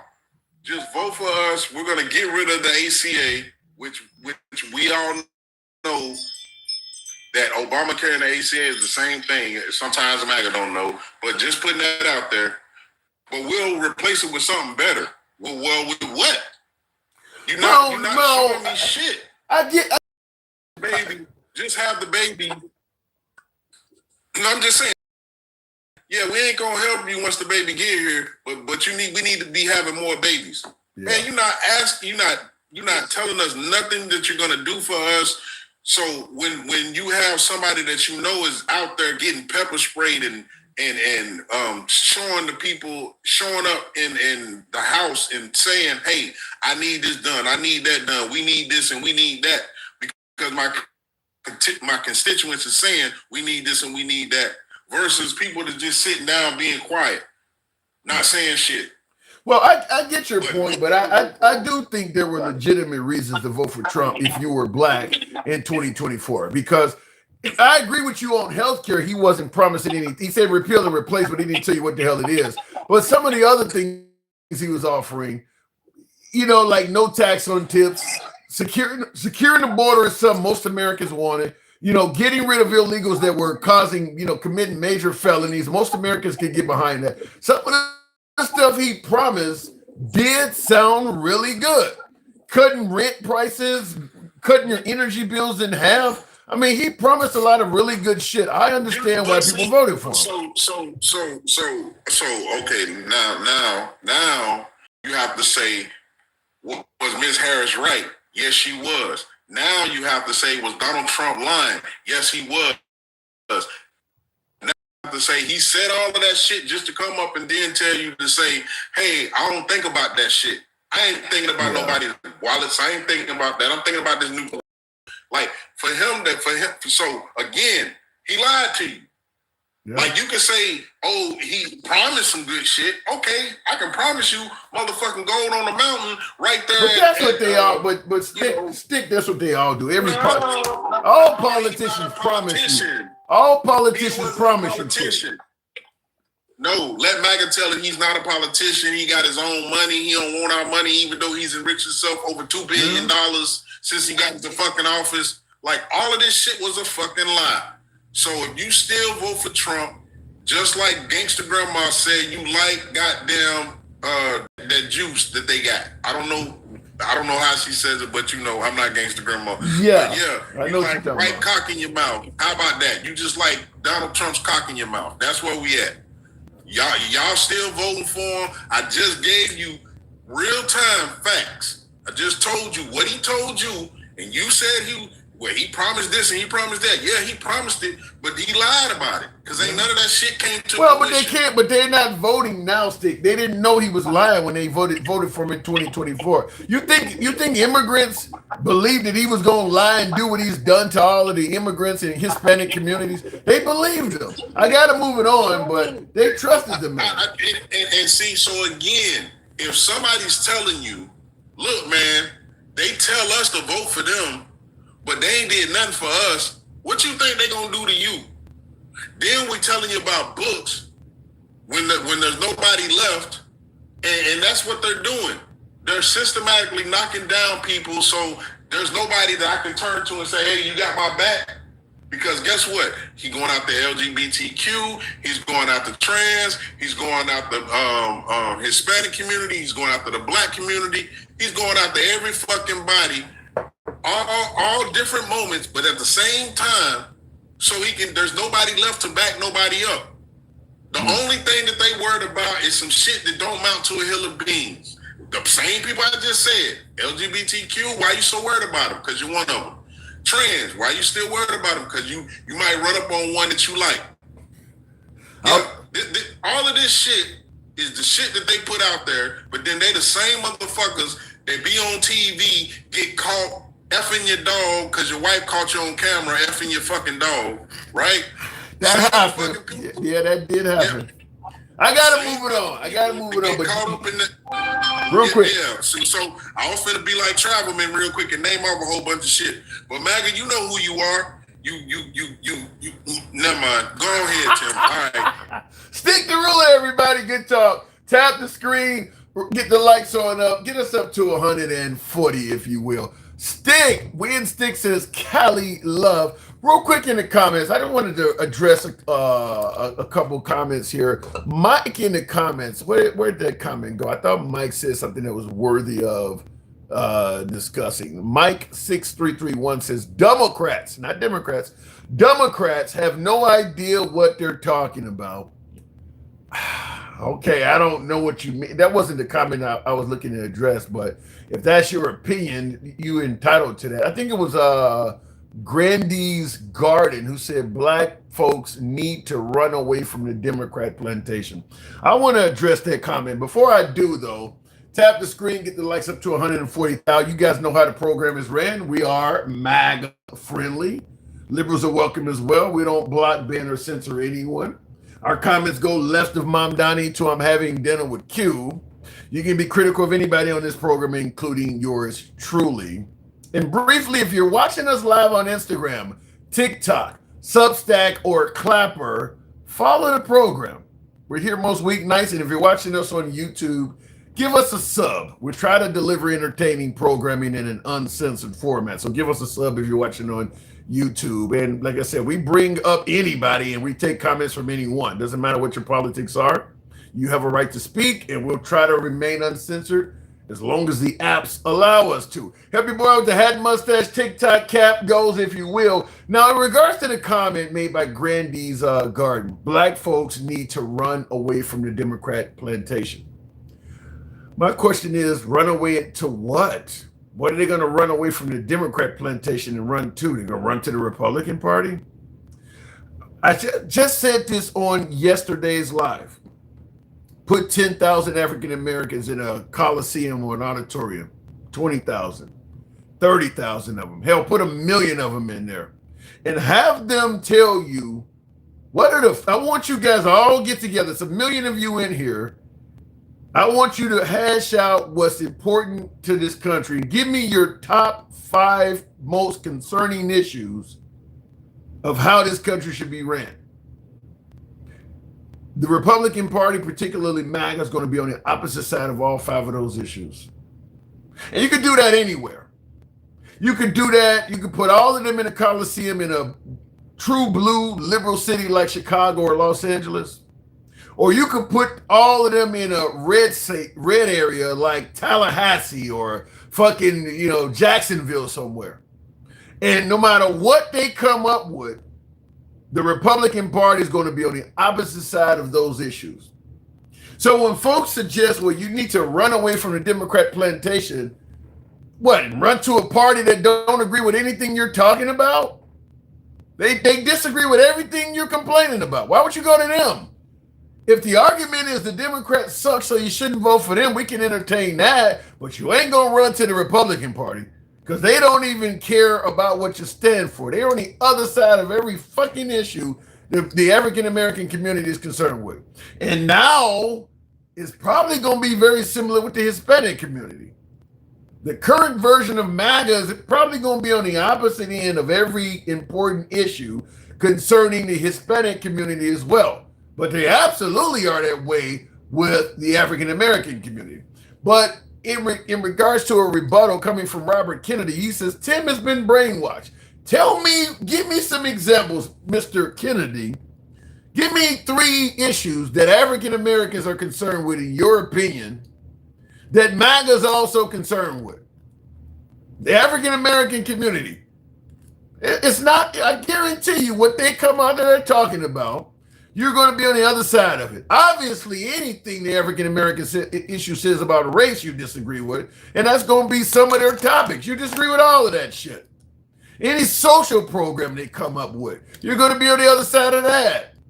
Any type of issues concerning weapons or concerning the police, you're going to be on the other side of all that shit. So why would they run from the Democrats and come to your side when the left is actually in favor of some of their issues? I'm not saying the Democrat Party or the liberals are perfect, but they do agree with a lot of stuff coming from the African American community. And in the comments, Just Me says tax cuts, lower prices, and immigration. I guarantee you the way African Americans feel about immigration is different than what MAGA's doing. I guarantee you the African American community are not walking around talking about they stand with ICE. So immigration is an issue that MAGA is in the room than the African American community. The African American community may have agreed with MAGA in regards to securing the border, getting rid of rapists and murderers, but all this other shit they're doing, going up in people's houses like they're looking for Anne Frank, the African American community don't support that shit. Looks too much like Emmett Till in some of our own past. They're not in favor of that. You got that one wrong, buddy. Get rid of United. What does it say? Get rid of United Citizen. Focus on poor and homeless healthcare. Do you see? You think the African American community believes that getting rid of universal healthcare, that would be one of the biggest groups that would benefit from that? You think that Trump talking about basically putting nothing in its place is something that's going to resonate with the African American community? Somebody put tax cuts in there. Out of all of the shit African Americans are concerned with, I guarantee tax cuts would not be in the top 5. It would not be in the top 5. There's too many poor African Americans that are, the hell they gonna say cut taxes when they need some of the social programs that the tax money is used to buy with, to spend it on. The African American community is not gonna be promoting tax cuts. I can tell you that. That ain't gonna happen. So there's a bunch of other shit there. And I see in the comments, the same guy sent Tim is lying about ICE. Yeah. As if you don't have a television set, huh? You think the African American community, with all the issues they've had with law enforcement, think that Alex Preddy deserved what happened to him? Or Renee Nicole Good? You think the African American community is like, yes, that's a good fucking shoot? You know, I don't have to tell you, don't have to believe anything I tell you about ICE. Turn on your goddamn TV. You can see it. You think black people are walking away saying, yay, thank God you took out Alex Preddy. He was only protesting on behalf of minorities. We finally had a white guy looking out looking out for minorities, and they happened to shoot his ass. Thank God they did. You think the African American community thinks like that? You sound like somebody who has no African Americans in your life. It's the only way you would say that. I'd rather progress forward than to stand still and stay ignorant. I like that comment, Pink Pineapple. I like that. When conservatives have done nothing but harm black communities since their inception, they're never going to stop, and people like me are tired of hearing them lie over and over again, says Doc. And I'll tell you something, for folks who talk about the Democrat Party was the party of slavery, I understand that when the Democrats were pro-slavery, they were called conservatives. I understand that. That's why you always hear the Democrat Party was the party of slavery. They don't say the difference between conservatives and liberals, because the Republican Party, going against the tradition of this country, going against what the founding fathers intended, which was free in slavery, that's a progressive idea.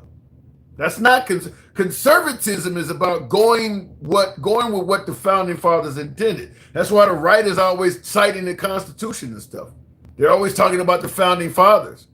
It's the left side of the aisle that wants to push laws and boundaries, new amendments, new rules, wants to change a lot of stuff because they believe the founding fathers got it wrong.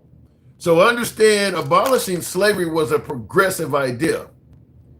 You don't hear the right talking about that. They just say Republicans. Yeah, because Republicans back then were progressives. So that's a different, you need to understand that. In the comments, he really doesn't know political history worth a shit, but easily beats his libtard callers, says Todd Miller. I'll take you, Todd. Let me make something clear to you folks. When I say we run an uncensored show, we don't block, ban, or censor. When I say we're MAGA friendly, damn it, we mean it. If you think I'm easily beating callers, don't know shit about politics, need to be corrected, God damn it, you come up to the program, give you plenty of time to state your case, and if you're right, damn it, at the end of the conversation, I might even tell you you made sense. We don't limit your conversation. We don't block what you have to say. If you think you know more, then come up and say it. Otherwise, shut the fuck up and talk shit in the comments where you belong. And we love having you there. You're welcome to continue talking shit in the comment section. Looking in the comments, you're a slave now to the IRS. What, did that change, Melissa? You're a slave now to the IRS? Did that change? Was I a free man from the IRS before? Let me know. I know you believe you, but you talk, what it says, I believe you, but you talk liberal, pay attention, okay? That happens. I'm sure you would talk conservative. We could hash it out, and I give you plenty of time to talk. He's not getting rid of universal health care. He doesn't want to give all the money to the insurance companies. You're giving it to the people. Now, I know you like that. What does repeal mean to you? Repeal and replace. What is it? I mean, Trump's in control of the Senate and the House, and it became clear he came really close to actually being able to repeal Obamacare, and he had nothing to replace it with. So when you say he doesn't want to get rid of universal health care, then what is he trying to replace it with? If you're somebody in America that has no health care insurance at all, what is Trump promised to do for you? If you don't have any health care insurance at all, or you're woefully underinsured, and you're making do with Obamacare. What if Trump came along and promised to do for you, since you're suggesting he don't want to get rid of it? I haven't heard anything. I haven't heard him suggesting he's going to do anything for those kind of people. Last I heard, he's attacking folks that's at that level. So I haven't heard anything. I think you're going overboard with that one. Hell yeah, dude. Fun fact, if you don't mess with the people that have guns, you typically won't get shot. True, I suppose. I don't know where that came from, but that's generally true. Anyhow, folks, I do appreciate the 137,000. I do got to step away. Follow the program if you will. Instagram, TikTok, Substack, and Clapper. And give your boy a sub if you're watching on YouTube. I'll see you folks tomorrow night. It's your boy Tim, the Handsome Liberal. Gotta go. Thank you. Rough show some nights. Some nights the show can be rougher than others, but thank you guys for tuning in. I'll catch you